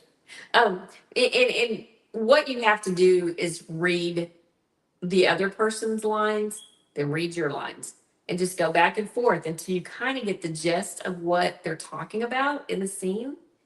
And then you just have to go with it. And you do the best you can. But a lot of times you don't get a synopsis like tells you what's happening in that scene. And those are hard. Yeah. I've had a couple of those where it's like, okay, let's see how creative you are. Exactly. What you just have to read it, just keep reading it over and over until you kind of get the gist of it. And there was also somebody that I saw on I was watching on YouTube. I can't remember his name. I think it's Andrew Lee. But he runs a YouTube one and he was talking about, don't do what everybody else is gonna do. If you see a pause, everybody else is gonna probably pause the same way. And whenever people are watching auditions, they they see the same thing over and over and over again. A lot of times they start to kind of glaze over because it's repetitive. If you can be the one person that stands out by doing something different. Have you been to one of my workshops? Because that's what I tell actors all the time, and that's so true. 99% of the actors do the same thing, and when we send them sides, they do the exact same thing. You have to, in your head, think, I'm going to do something different. I'm going to do something very different, and it could be a pause or a gaze or anything that you can think of. I've had actors use a fork in a scene, like slinging their fork around, like when they're talking. You can do all kinds of things that are natural things that we do when we speak. Mm-hmm. Like I'm always using my hands. But that's me. But they just change it up and try to do something different. And actually, that's something that we do in sales too, because it's like, hey, it's different. I'm right here. Yeah. We used to, and actors do that. We're very animated sometimes, and trying to explain things and get things out, just like I'm doing my hands right now. I'm watching myself on here and I'm like, I'm all over the place. Anyway. For sure. Yeah. It's all right, which is good because it changes up what's being seen. It's like, oh, this is refreshing. I've seen some fun things in auditions, let me tell you, over the years. Like, really fun And things. so, but that's what I did is I read it normally whenever, because I did a script for, I think it was Casablanca not so long ago. Really? And they told me that I need to update my headshots whenever I get Yeah. that to go back, and they're going to send me straight to agency. Really? And so they didn't try to sell me a package or anything like that. They told me that they're going to send me straight to agency. Because when I was sitting in there, John Casablanca. And so whenever I was reading it, first thing I did was I read the script the way that it was, and I you know how I normally do it. And then I was like, you know what? Let me do this differently. And so that's whenever. Let's talk about this after. Okay. Talk about that after. Okay. And so, but You want to work on your coaching and training for at least a year before you reach out and to an agent, because a licensed agent here, good agents are they're going to require the professional headshots, Mhm. a professional resume that's formatted for acting, film and television, and clips or demo reel that you are a lead in or a co-star, but that we can see your talent. And so anytime somebody approaches you and said, we want you to redo this, we're gonna send you straight to the agency. Okay, so you want to look for a licensed agent, and there's really good agents in Texas that I know, talent agents. So that's what actors need to focus on. And as a matter of fact, Linda's coming to speak in my workshop, and she'll tell you the real thing. Okay, perfect. You know? Yeah, because I was like, well, they approached me, and same with the They do Bankston, that? they approached me too. Bankston did? Yeah, they approached me. Lily Bankston is a very reputable agent. So just remember, she's in New Mexico. Yeah, Yeah. that's where they reached out from was from New Mexico, Mhm. and that's whenever I said that I didn't have. It was off of actually a Western page. It was not so long after I got cast for I would. Vampire Cowboy Redemption. That's excellent. Love Lily. There's quite a few actors here in Texas that are actually with her. They're repped by her, and there's a lot of filming going on in New Mexico. Like I said, And they probably have a lot of work that you fit the specs for there, so that's probably why she reached out. I definitely reach out back out to her. And Yeah. that was several months ago. Whenever I really wasn't ready for it. Yeah. And I realized, especially as much as I've grown now, that no, I was not ready for that. I did not have the headshots. I did not have the clips. I did not have the resume for it. And so I had no blame for them not reaching back out to me. Yeah. Because I was like, everybody who they probably reached out to, I was probably the least of them ready. So You can always follow up later, send an email and send your information and apologize and said, I just wasn't ready.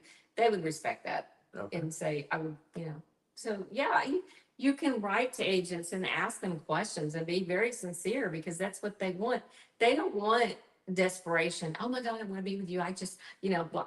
Just be sincere and honest with agents and let them know, what your goals are, what you want to achieve, and that you want it to be better and do better with your clips and your headshots, and you wanted to follow up and send them out now. Say, I'm ready now, and see what happens. So just be yourself, be honest. They appreciate that. for sure. Yeah. We are getting really close. I know that we went way over our time. I'm sorry, we did go over it. You get me to talking about the industry, and I just go on for hours. No, which is what I like. I would be here till 3 a.m. if, yeah. Wish we That had. would be a very long day. And so I really enjoy this. I really enjoy, like I said, the arc of the show has turned into. I really love the way that it's going. Yeah, I do too. And so. You keep it going. Let's get some more guests on here. And I do have a pretty good amount of guest lists coming on. Last Oh, week yeah. I did have DJ Kane on from He was the lead singer of Cumbia Kings, No way. and he was on last week. I missed it. Oh And, man. Really? That it was actually supposed to be the show that was after the week after my birthday, but things kept going on crazy, Oh, I know. and so we pushed it back till last week, and then that's Yeah. why your episode got pushed on instead of February. It's okay. And I so, got pushed back for Cumbia. What you call them? Cumbia Kings. Cumbia. I say it wrong every time. Cumbia. Have blonde and senior. On the docket, though, I do have Adam Rocha from the San Antonio Film Festival, Okay. Maybe that's mine. and he's one of the board members. Okay. He's on my docket too. I know that name. I also have Victor Vino on the docket as well, and then I'm trying to talk to Damian Chapa to get him on because I know that they have a lot of experience and they've been in some really old cult classics that everybody recognizes too. Love that. And That's so really cool. Vic is actually starting his own acting stuff that he's going to be doing coaching online. And Oh, very cool. we're going to try to bring that up as well too, so that way we can help him promote it. Good. Good. That's excellent. Yeah. The more coaches we have, the better it is. For Here. sure. And it was kind of funny because like Victor Vino was in Mo season 2, Oh, yeah. and it was kind of funny because I had a very recognizable spot on Mo season 2 as well too. I was like, oh, that's me. And then I wasn't only in that, I was in the trailer too. Oh, that's great. And so I was in that trailer. I was in the trailer for the Definitions Jesus The film. definitions. That's amazing. That's an amazing production. It was. Watched them. I've gone to set and watched them work before, and amazing to watch them. I'm so mesmerized by them. We all got to work there, so the kids are in it too. Oh, We were all in there. We were actually standing right next That's to where they were lowering the lame man yeah. to the building. We were standing right by Jesus, Oh, and then Jesse was right up on my shoulders, and so I was that's surprised. so cool. Everybody's like, "Oh, you're on the trailer." I was like, "Oh, I am." That was the first That's- trailer I was on. Oh, that is so cool. I love that. And then the American Coyote, I was on that trailer, and then this trailer too, and then I was in the first episode. So you just got to keep going one after another. That's how you get started. That's how I come to mind. Vin Diesel. He went for years. He was working on productions. He wasn't getting paid on. He was an actor, but he was like, I need to gain experience. I need to get, some footage, and he kind of did that, and it just his career took off. That is awesome, and So, it happens. I was surprised to see that he was in Saving Private Ryan because I watched it so long time ago. I did not know that either. Thank you for pointing that out. I should have known that, but I did not know It that. was on Saving Private Ryan. No way. He died really early on. Well, that's probably why. But Yeah, so- but it was kind of cool to see how many stars that before they took off were. What, do you know what Kevin Costner's very first set was? What role he was in? I actually do not. What It role? wasn't a role. Kevin was in The Big Chill, and he was the dead body of their friend, and all you saw was a portion of his hand in the coffin, and he was an extra in that. That was his hand was in the scene, and that was it. Oh wow, So yeah, go back and watch The Big Chill. that's awesome. It's an old movie from the 80s, but that was Kevin's first. He was just an extra in that scene, and that's all it was his hand laid in the coffin. Anyway. That's awesome. So people get their starts in the strangest places. And Billy Bob Thornton was also an extra too. Yes, yeah, and he did what you were talking about a while ago. Like he wrote his own script, so Sling Blade was his, and he was a musician, and Yeah. he's like I wasn't an actor at all. I just was me, and but because of that Sling Blade, and that kind of catapulted his career. Sure. And his actually really, really cool. And actually, I this watch, the famous actor James Hampton, who was in that, he played the guy that took the guy Sling Blade in. He stayed with him for a while, and then he found him a home to live in. This was his watch. Jimmy passed away a couple of years ago, but he ended up, his wife gave me his watch. Oh wow, that's pretty awesome. So he was in Sling Blade. That's pretty cool. Yeah. And I'm actually working on some scripts too. Are you? Yeah, there's a film Think that's me. turning into a movie, and You be crazy old ladies. and I'm helping out with the script on that one. That one's a horror movie. Oh, okay. I have another one that's a slapstick comedy that I was originally cast to be in, and the funny part is I actually landed the role for a guy with a German last name. And so Are they're you like, serious? yeah, they were like, we really like you. We didn't have any Native Americans in it, but we really like you. We really like your audition. You play these other roles. So what are you gonna do with your hair? You're just gonna tuck it up under your. Uh, I, I know you know I'm gonna cut it because yeah, I know that we plan on putting it in a helmet. Okay, put it in a helmet. That's a good idea. And then other ones, I can tuck it into my shirt, braid it and tuck it into my shirt. Mhm. That one they're gonna allow me to. They're rewriting the character out so that or I helped out with rewriting. So, to where we're gonna cut off the German last name and just stick with the first name. There you go. And so that one's a That'll slapstick work. comedy, Okay. and I'm pretty excited about that one. And then I've been writing. I started writing my own. You need to think about one for the code walkers, the indigenous Mhm. code walkers back in the day. And that's You know, something that's else a- about too. Yeah. That would be a great film. Show it from the indigenous side. Or the indigenous Yeah, the indigenous. I'm sure I think there's one out there, but it's older and it's been many years. But I think it's that called would be a Myth great. Hunters with Yeah, but I think it would be Adam Beach. great. Yeah. Yeah, to redo that. Oh, for sure. 'Cause it was from the Nicolas Cage character perspective. Yeah, It wasn't yeah. from the indigenous side. You need to tell it from their perspective and their side.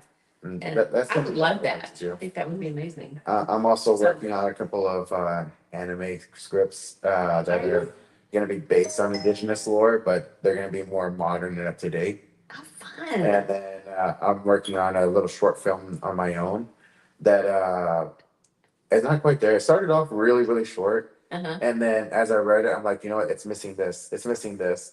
That's not going to make sense without this. And so it's kind of turned a little bit more into like an episode thing. Oh, that way you can do episodic. And You can do a so- standalone, and then that's what Vindication actually started out as, was a standalone, and it got kind of popular. So he wrote another episode. He thought, well, each one could be its own standalone at that time, but then it got popular, and became episodic. So For sure. And some of the And things so- that's a bit inspirational too was like the like Cobra Kai. yeah. I started off as a YouTube short. Yeah. A YouTube video. So did the Walking? Was it Walking Dead? Not Fear the Walking Dead, but The Walking Dead. Yeah, these are like The initial original one started out. Bad did too. Mhm. And so and then they turned into these really big, productions. You know what's funny? Because I watch a lot of YouTube. I don't watch a lot of TV shows, Mhm. but I'll watch interesting things, and there's movies on there as well. And there's also independent filmmakers that have movies and shorts on YouTube, and I watch those a lot because I want to see. There's some really good ones on there. I'm impressed with a lot of them. We actually had a director from Native Fables Production, and he does a lot of independent filmmaking. He's on YouTube as well. See, And so he does amazing. yeah, he's always been putting something on there. And not only that, my producer, Will Byler, Hmm. Bellringer Film Productions, who we were using the YouTube initially channel for our live streams. He's got his own channel too, where he has his short films on there. Oh, nice. And so- Okay. I'll have to check it out. Will. Okay, I'll go check that out. And so, Because I watch it all the time for filmmakers and Tubi. I watch Tubi quite a bit, oh yeah, and I have 2 features and 2 television shows on Amazon Prime, so that I did the casting for. nice. And then pickleball, which I didn't send y'all anything, I don't think, because that's still in pre-production, starring Kevin Farley, and so that will probably be out later in the fall, I think. Okay. Yeah. And he said to watch Pizza Night. Pizza Night was one of his. Pizza night. Okay, I'll watch Pizza Night. That And then- sounds fun. Now there is also and Time Machine is pretty recent. Okay. Now there was some that we have a premiere coming up as well for a trailer, right? Over at Capernaum, which was Washington's Armor 2, Bulletproof.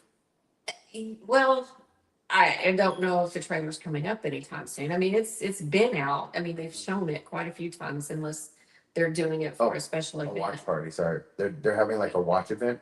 Okay. I received an email on it not so long ago. Okay. Do you plan on going to that one? I will probably be there. Yes. Because since we were involved in it, they did send out that we Yes. can all get like free tickets for it. Yes. And Yes. so I do plan on being there. Another one of my friends was actually there, Chris Siegler.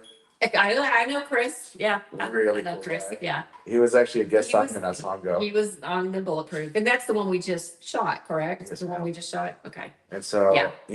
if everybody wants, they can go get their tickets. It's fun. I will be there. I will totally be there. And I'm casting for the Crimson right now, which we had a lot of, listen, actors, if you've never done theater or live immersive production, that is really a good way to hone up on your skills. And you learn a lot by being in front of a live audience. But at Capernaum, you're on a set, not a sound stage. You're not on a theater. You're on an actual set. It's just like a film production minus cameras, but the audience follows through with what the actors are doing and going through. So it's amazing. Now, It's really amazing. Tony asked, have you ever seen some of those shorts get picked up, 48-hour films? No, 48 hours. Not in 48 hours, I haven't. Unless somebody else has, they can tell me, but I haven't personally seen a 48-hour film get picked up. Okay, thank you for that. No. That was just a question that was on there. And so, but yeah, that's what I plan on going out there for. Chris said that he's gonna be there too. Chris will be there. He Okay, was cool. recently Randy Macho Man Randy. Yeah, I saw that. I saw him post about that, so that was pretty exciting. And so that's gonna play during the Super Bowl. Awesome. I love it. I And love it. so I'm That's very cool. Well, I'll be out there. I'll see you guys out there, so I'll be there. For And sure. then I already got all of our tickets too, so we're all set to be out there. Awesome. Awesome. And so I really appreciate you. I really appreciate your support, you. your support for the show as well. Oh yeah, absolutely. And so, you know, like I said, we do plan on having our guests back on in the future as well too, especially when we get a full studio building. Yeah. Because my goal is eventually that the show turns into where we have a set, we have like a kind of like a late night show type setup. Oh, I like that. And, Yeah, that would be and fun. At the very end, have a musical guest come in, or if one of our guests was musically inclined, do their interview, That would be fun. and then have them do a live, I guess concert Okay. right at the end. Yeah. Okay. And so these are different goals that I'm working towards. I love it. And you got a great audience, and people can watch you and send comments and ask questions, For sure. and that's the best.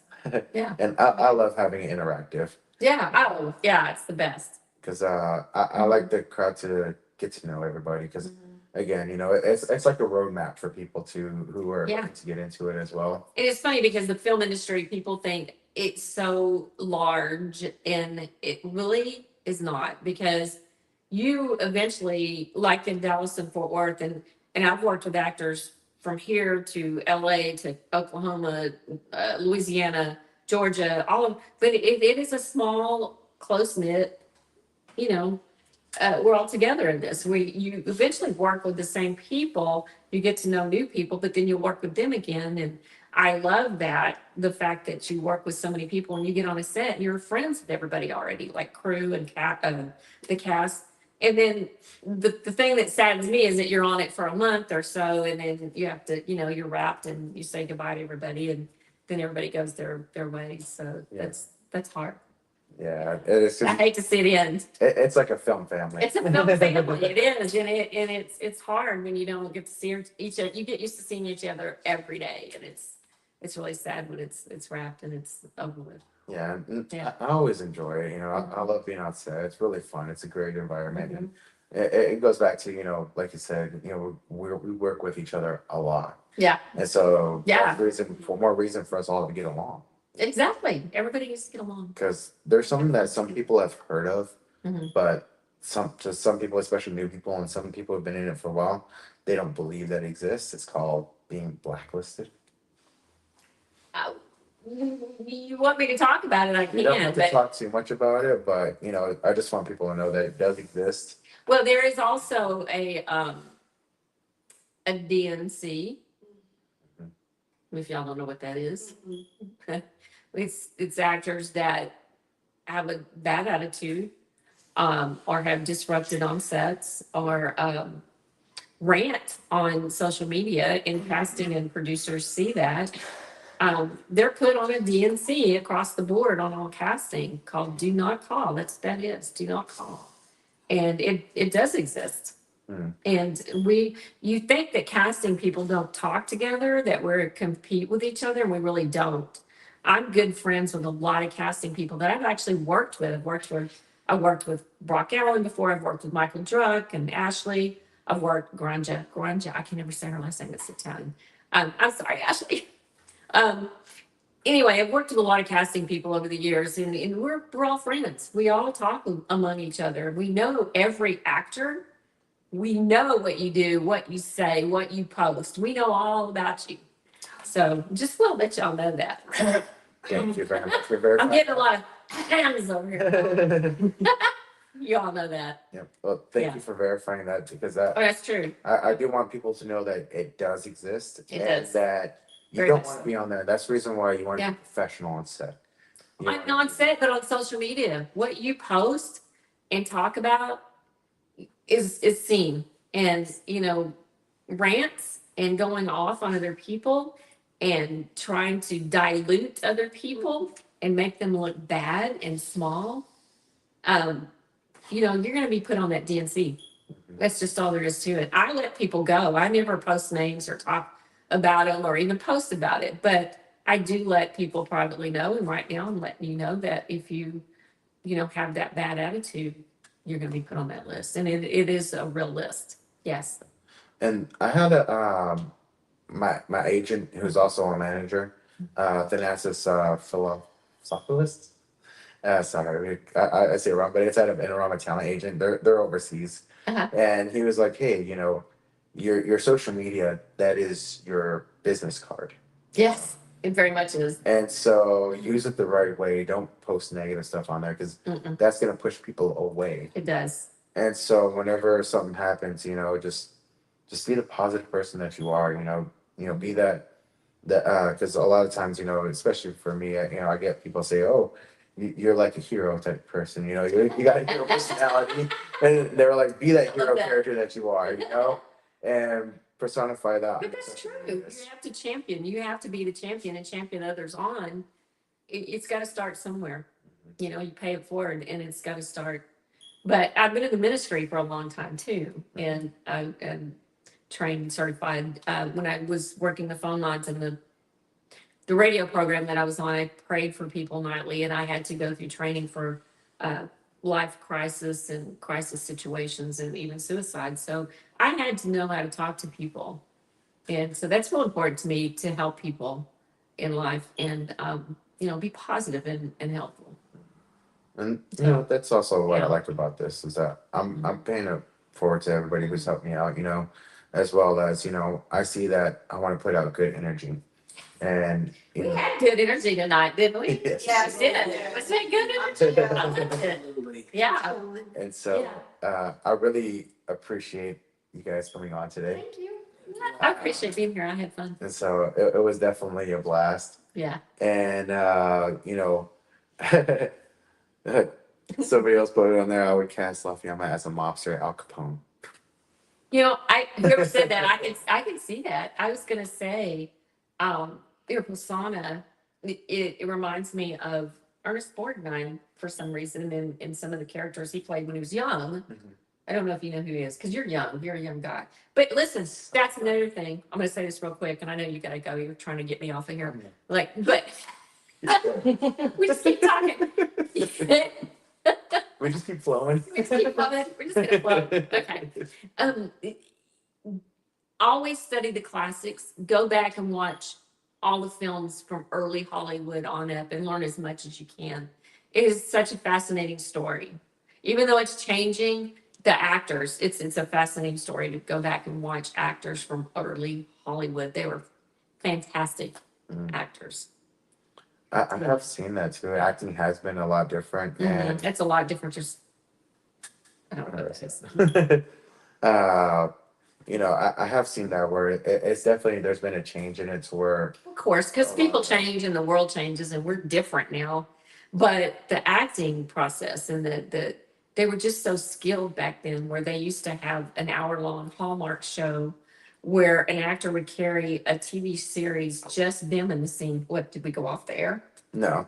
I know it was Will that had said that he would cast me as that, but I saw David Healy actually said something. I'm trying to figure out what he said. Oh, what does he say? Hi, David. And so his trying to messages me, because I can't, usually it's right up there and it's really clear. Yeah. And the internet I signals see something, but I can't tell what it is. And I told Will to send it to my messenger right here, so that way I could read it. Okay. It's just the internet signal is a little bit weak on the laptop, and so it doesn't quite keep up, and so it's a little blurry right here, even though it's coming through really clear on all the social medias. It's just on here. It's Oh, gotcha. But I'll let you know what he says here in this, what he said in here in a second. Whenever Will forward. He's got my number. He'll probably text me. You can text me. What did you say? And David was actually on the show before too. Oh, what's he? Yes. When was he here? Did he come here? He didn't come here. It was remote. It It was back when we were using Riverside, and Riverside wasn't giving us any problems. Oh yeah. Okay. Great. Of course, I'll make him on. And so, but he was able to come on, and it was a lot of fun having him on. Well, I wish I'd have been on with him. We could have talked about our time on Greenwood. And Actually, the episode that you were supposed to be on too. yeah. He was actually going to be our surprise third guest. That was. Oh, that would have been so much fun. That would have been a lot. I was going to let it overlap a little bit, but we weren't able to get that worked out. So. All right. And so, he's actually watching from Facebook. Oh, okay. And so he's watching from one of our Facebooks. So, Okay. but I really appreciate everything that's going on, and I appreciate David. I appreciate everybody at the Greenwood. Oh, yeah. We that's a whole other discussion. We'll have to talk about that one day. What happens in production sometimes? Because you never know what's going to happen on a set, and that was one of the craziest sets I've ever been on. It was crazy. I did get to meet a lot of really good actors. But it was so much fun because we had all worked together on stuff before, and it was really fun in that aspect. It's just a crazy producer that was on it. Yeah. Well, we'll discuss that one time and tell that story maybe. One of these days. One of these days. Yeah. Okay. But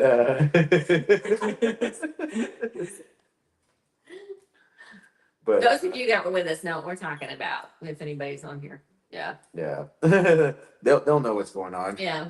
But anyways, I do appreciate your time. It doesn't look like we have any other questions or comments. Will, are you seeing anything? I just want to see real quick. And I didn't mean to hit that button. Everybody's probably in bed. They're like, these people are going on forever. I know, they're like, I wonder how long this episode's gonna go on for. That one actually went on kind of a long time with DJ Kane too, because I got to meet him in person. Okay, that's really cool. And it was at a media mixer in San Antonio with Lions Act Productions. Oh, nice. Oh, very cool. And so a networking event. He was really cool, real down to earth guy, which I let him know too. Oh, there it is. David said, hello, my two friends. Roni is such an inspiration. Oh. Once you meet her. Oh. Roni is known for her stuff. There's nobody better. Roni Hummel speaks the truth. Thank you, David. That's so sweet. Appreciate you, David. Thanks. That's And so, but one thing I was telling him was that a lot of times when you meet vocalists, especially if they've done a lot of work to fine tune their vocals, they're very unapproachable. Really? And so, like what's his name? From NSYNC, Justin Timberlake. Oh. He's a very unapproachable guy. Really? Yeah, it's very unapproachable. I'll just leave it at that. That makes me sad because there's so many actors and people in the industry that I love and would love to meet, but the same token, I'm like, I don't, Yeah. hopefully they all have a really good attitude and For sure. And love this industry and have fun. DJ Kane, he's not one of those. He's not one of those. He's That's very good. down to earth. Is very cool. The second time I met him was at was whenever we were doing like monologue competition down in San Antonio for Lions Act Productions Studios, a media mixer. Oh, nice. And he came up again. He was one of the judges there, and I was like, "Hey, you remember me?" He's like, "Yeah, bro, I remember you." And I was like, "Oh, that is so awesome." That's so cool. And then I got to meet Vic there. He was one of the judges. That's actually where I met Adam Rocha too. He was another. We're all one. there. Nice. And then AJ Rivas, he was also there too. He was one of the coaches. Very cool. Or not the coaches, the judges. Judges. I actually got second in that one. Did you Very really? close second. Really? And it was to somebody who had been in it for 2 years. Wow. And That's so, awesome. but it was pretty cool. And everybody, even the ones that were outside, they were like, "Yours is the only one we could hear." Really? So I've found that whenever, because sometimes I started to project my voice. Whenever You have to. It depends. Film is different now. If you're live or theater, that's one thing. But yeah, there are some actors that talk really loud. I'm like, what? talk up, speak up. And You have to learn to speak clearly and and communicate. I used to be the same way too, where I had a lot of bass in my voice and I just talked really low. So like being this close, you probably wouldn't have been able to hear me. And that's how I used to speak. And so one time, and I used to sound you ever hear an interview by a football player named Troy Polamalu? No, What about Adam Beach? no. No, Adam Beach was a Native American actor, and he was in Windtalkers actually. Okay, He was the native that was in Windtalkers. okay. And I so need to go back and watch that. one time there was a movie with him playing. I think it was Smoke Signals. There was an interview with Troy Polamalu going on in the other room, Mhm. and I was in a third room and I was talking, and everybody thought that we were the same person talking at the same time. Serious? Y'all talking like? And so I used to. Oh, wow. I started projecting more. I started Yeah. using my words more. I started fluctuating my voice a lot more. And so just a lot of techniques that I've learned over the years. So No, monotone. I get a lot of that. I see a lot of that in auditions too, where they're just so monotone and so straightforward. And it's like in real life, we don't do that. We're not so, just blah. and Will said, from the diaphragm, you speak from the diaphragm. And singing in the shower, that helps. No, a lot with yeah. that too. I do that. So I really had to work on my accent. I do have an accent, a southern accent, but I've worked on it over the years, and I can really put it on if I want to. I can talk like this, but I used to talk like this all the time, but I had to change it. Oh, huh. Yeah, I've been talking like this for so long that I can't really do my dialect because I used to have a really southern one too. And sometimes when I'm real tired, Okay. Oh, there you go. I can hear it now. You I can get pull real it out. southern. I can be southern if you need me to be southern. And so that is something that I've done. And I've noticed that for a while there, whenever I was answering phones because I used to work at a car dealership, Yeah. and I'd be talking to them, I'm like, hey, I'm going on. I'm starting to smile people. You get bored. Find creative This ways. is the best way to get your voices, to find your character voices. Yeah. And actually, I started getting really bored while I was doing door-to-door knocking too. Because I started off in magazines. Oh, did you? I started off in magazines and children's books, and then I went to cars. First, I went to pawnbroker, and then I was sold cars, and then I did. That teaches you how to talk to people and how to approach people and not be embarrassed. It teaches you to come out of that shell. That's a good thing that you went through all that. Oh, The for jobs you had definitely help in this industry. 'Cause I was headphone guy in high school. I wore headphones just so people wouldn't talk to me. Someone would talk to you. I didn't have batteries. Sometimes I didn't have my Walkman with me. I just had my headphone wire sticking in my pocket. No way. I was just too shy. I was It's, never shy. I just, no. So I've always been like this. So now you see why they told me no to the acting stuff. Whenever I was like trying to join the play stuff, Look at you now. and so it's like, well, that must have been a big mistake because I was trying to use that as a way to come out of my shell, Yeah. and it didn't work out. So I was like, okay, headphones. But it's a big surprise for people whenever they find out where I've ended up. Being in sales first off, Mhm. and then into acting, and they're like, wow, wasn't that the shy kid in high school? Yeah, when that's not the person we knew. That's the way I was. I was only 2 feet tall when I was in high school, so people used to beat me up all the time.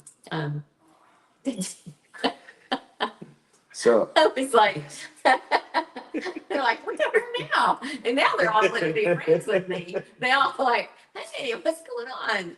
And actually, some of them have come back around. Some of them that were kind of mean to me in school Mhm. have come around. They apologize. They say, I really enjoy, because I do try to bring, stuff to the indigenous culture too, and, I try to use it to share some of the stuff going on, as well as, a lot of my hashtags includes my tribe. And I love so, that. that's what I they love like. that. They say thanks for, Yeah. trying to bring, more attention to the indigenous culture, The indigenous indigenous nature. I love the indigenous culture. I don't know why. I've talked to you about this before. I think, because my family's from Germany, and then they moved into Nova Scotia. And I think somewhere along the line, there's somebody indigenous in our family. I don't know. I didn't find it because I'm 98% European and mostly German and French. But that French portion is what I'm thinking. There was indigenous in the French up in Canada, and it's got to be there because I'm so connected to Indigenous people, and I don't know why. I don't know. It's just there. I have a heart for them. You know what's funny is I'm actually part French Canadian. See, my family, we might be related. Yeah. It's, It was my grandfather who, his family in the early days settled from France they went into Canada. And that's where they hailed from. And then who knows what family I have up there from him before he was married. And then moved to Texas. But I don't know. There's something there. So I said, I want to go to one of these powwows. I want to get more involved. And I listened to Bows and Arrows on Sunday night. Have you ever listened to Yes, actually, I'm friends with those guys. I want to meet them. I want to go eat fried bread with them. Terry comes out every Sunday to play Choctaw stickball. I love him, and I listen to that show every Sunday night. And people are like, "Why are you listening to drums?" And these. I'm like, I love this show. I learned so much from them. I'll send it to you, but usually it's the first weekend of I want to say March. There's a powwow at UTA. I hear about that every year, and every year I've missed it. And every year I've missed they're it. usually there too. So I'm going to try to go. I would love to go. And I'm hoping that he'll make another move back around. But one of the ones that showed up to the first of those powwows was Blue Diamond Phillips. Yeah. Well, because he went to UTA. He went to UTA and his legacy, so he would go to the first powwows. Yeah. That's been a little while since it's been there, but I'm hoping that he'll make it back around I again. hope he does. Well, when he's in town, he might do that. But I went to the acting school that he taught at. He was there when I was there. And I was only there for just a little while when I was at Adam Works. Acting, Dallas Actors Lab years ago. I'm not going to say what year that was, but it was a long time ago. But Lou was just teaching there, and he was going to UTA at the same time. Oh. And he would teach there at the acting school. That's pretty awesome. Yeah, it's really neat. But he wasn't, where he is at now back then, because he was just a tall, gangly, skinny little guy. Well, he wasn't little, he was tall, but Like La Yeah. Bamba and all that. That was the first time I saw yeah, him. he was tall and skinny. Tony also asked, he said, as someone who wants to do just background, what can I do to generate more work? You just want to do background? Yeah, there's some actors that call themselves professional background artists. I don't mind that at all. As a matter of fact, we always need professional background people because I have some retired people, that's all they want to do. They don't mind doing that. And we always need them. But if you're, just all you can do is just keep doing what you do. You need to look on, you can look on my page. You can look on Legacy Casting, my casting files. You can join them. There's Rock Allen does casting for extras for The Chosen. I don't know why I can't talk right now. For The Chosen. So there's a lot going on here. And I cast extras for Vindication and Washington's Armor and stuff at Capernaum Studios, just all over, So there's a lot out there for extras. Oh, for sure. Yeah. That's actually how I started off was with Legacy. Oh, yeah. And Andre and I are very good friends. And as a matter of fact, we were at the opening together for I Southside saw that. Studios. And we got to hang out for a little bit. I So was like, oh man, I missed out hanging out with all my friends and networking with people. if you go on Legacy Casting's website, their actual website, you will see one of my old black and white photos on there. And I don't like that picture at all. I'm like, oh. Every time I go on that website, that picture's there. And I'm like, oh my gosh. He goes, I'm not going to change it. It's going to stay there. It's been there since we started. So I've known Andre since before he had Legacy. Oh, that is cool. Yeah, I've known him for a long time. Yeah, Andre's a really awesome person. I love him. I love him. He's a dear friend, and I've learned so much from him over the years, just by talking to him. And I actually talked to him about what took place at that one Okay. commercial we did. So and he was my confidant. I had to talk to him about that, and he helped me. He helped me with that. Oh, that's good. Yeah. Now I had David asked, he said, which I think that you already answered this one. He said, what advice can Roni Hummel give us actors who are trying to get more movie scenes? And so that was answered actually a lot earlier. Yeah, I did answer that one. You have to rewatch it. You have to rewatch it. Yeah. You just keep doing and keep going and keep auditioning and keep looking. You get up every morning and you go look on Actors Access on and listen, stick with the real casting sites and the real casting people. There's a lot on Facebook that I would not. I would check everybody out. I would Google any productions or projects they have going, and I'd look at the director or the producers or who's doing it and see if they're what their IMDb's are like, what kind of movies or films they've done in the past. Always do your homework. That's some great advice. Yeah, but just keep trying. Look on all the professional sites and just submit every day. And a good thing too is to know all the casting directors in the area. And get to meet them and talk to them and let them know who you are. So once they know who you are, that helps you out as well. Because I know it helps me when actors will just email me out of the blue and say, "Hey, I got some new headshots, and do you have anything coming up?" And if I do, I take a look at them. And so I appreciate actors that do that. Just pop in once in a while and say hello, and it keeps them fresh on our mind. Sure, that is awesome. Yeah. Some great advice. And then I know my producer's ready to wrap it up. He's about an hour ahead of us. Oh, that's right. Oh, I'm so sorry, Will. I'm so sorry. Okay, we'll wrap it up. And so, but it's mostly because it is on the East Coast right now. Okay. And so it helped out with like last week's episode since I wasn't the host computer. That Oh, gotcha. since the storm went out, that's why I was able to stay on. Oh, Was good. My okay. router Yeah. out. Yeah. And so I was able to connect via cell phone signal, and that's how I stayed in the. Oh stayed my in the show. gosh. And so, but yeah, so it's helped out having them kind of a little bit more remote. I do appreciate it, and I want to make sure that I appreciate everybody else. Thank you guys all for watching. Thank you guys. We have an audience, so Thank you guys. We have a live audience as well. And so we're gonna play one more ad, and then I'm gonna bring it back, and we're gonna all thank you. I'm gonna invite Robby back out so that way we can tell everybody thanks for watching. All right. And so we'll be back right after this. This episode is brought to you by Honeybee Funds. Honeybee is a nonprofit organization set up to help house homeless people that fall through all the cracks of other help. Homelessness in America has skyrocketed since 2020, and it's senseless in the wealthiest country in America. Outside of natural disasters, Honeybee believes there is no reason for homelessness in America. Some people will fall through the cracks because they have no children, no elderly living in their household. Some homeless people are not recovering from drug addiction or recently released from jail, so they are not viewed as priority for housing. Honeybee Funds is set up to help homeless find a home, even if they have large dog that they count as part of their family. Email charliepooch131@gmail.com if you wish to contribute to Honeybee Funds. Now we will return back to our broadcast.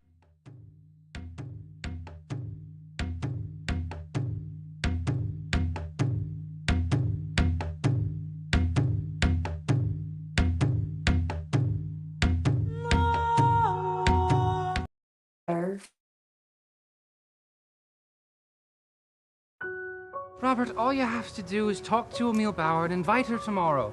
I can't today. I have piano lessons. You are still a child, and you still have many responsibilities in life that you are yet to accomplish. Okay, Papa. Now finish your practicing. Oh my God. Are we being invaded?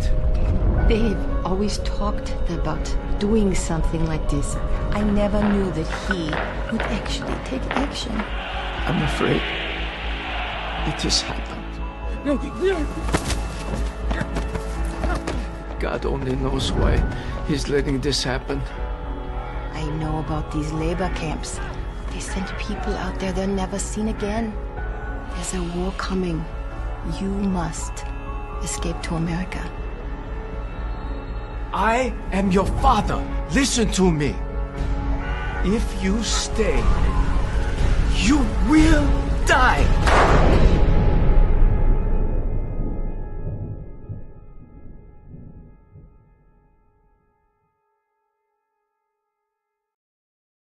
Carol.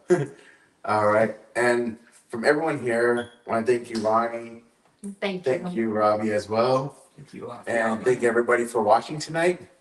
From all of us here at today's Entertainers with Little Dogs, and Yes. from Bell Ringer Film Productions. Thank you guys. Thank you guys. Have a good night. Bye. Man, this show's gonna be awesome, bro. This show's gonna be awesome.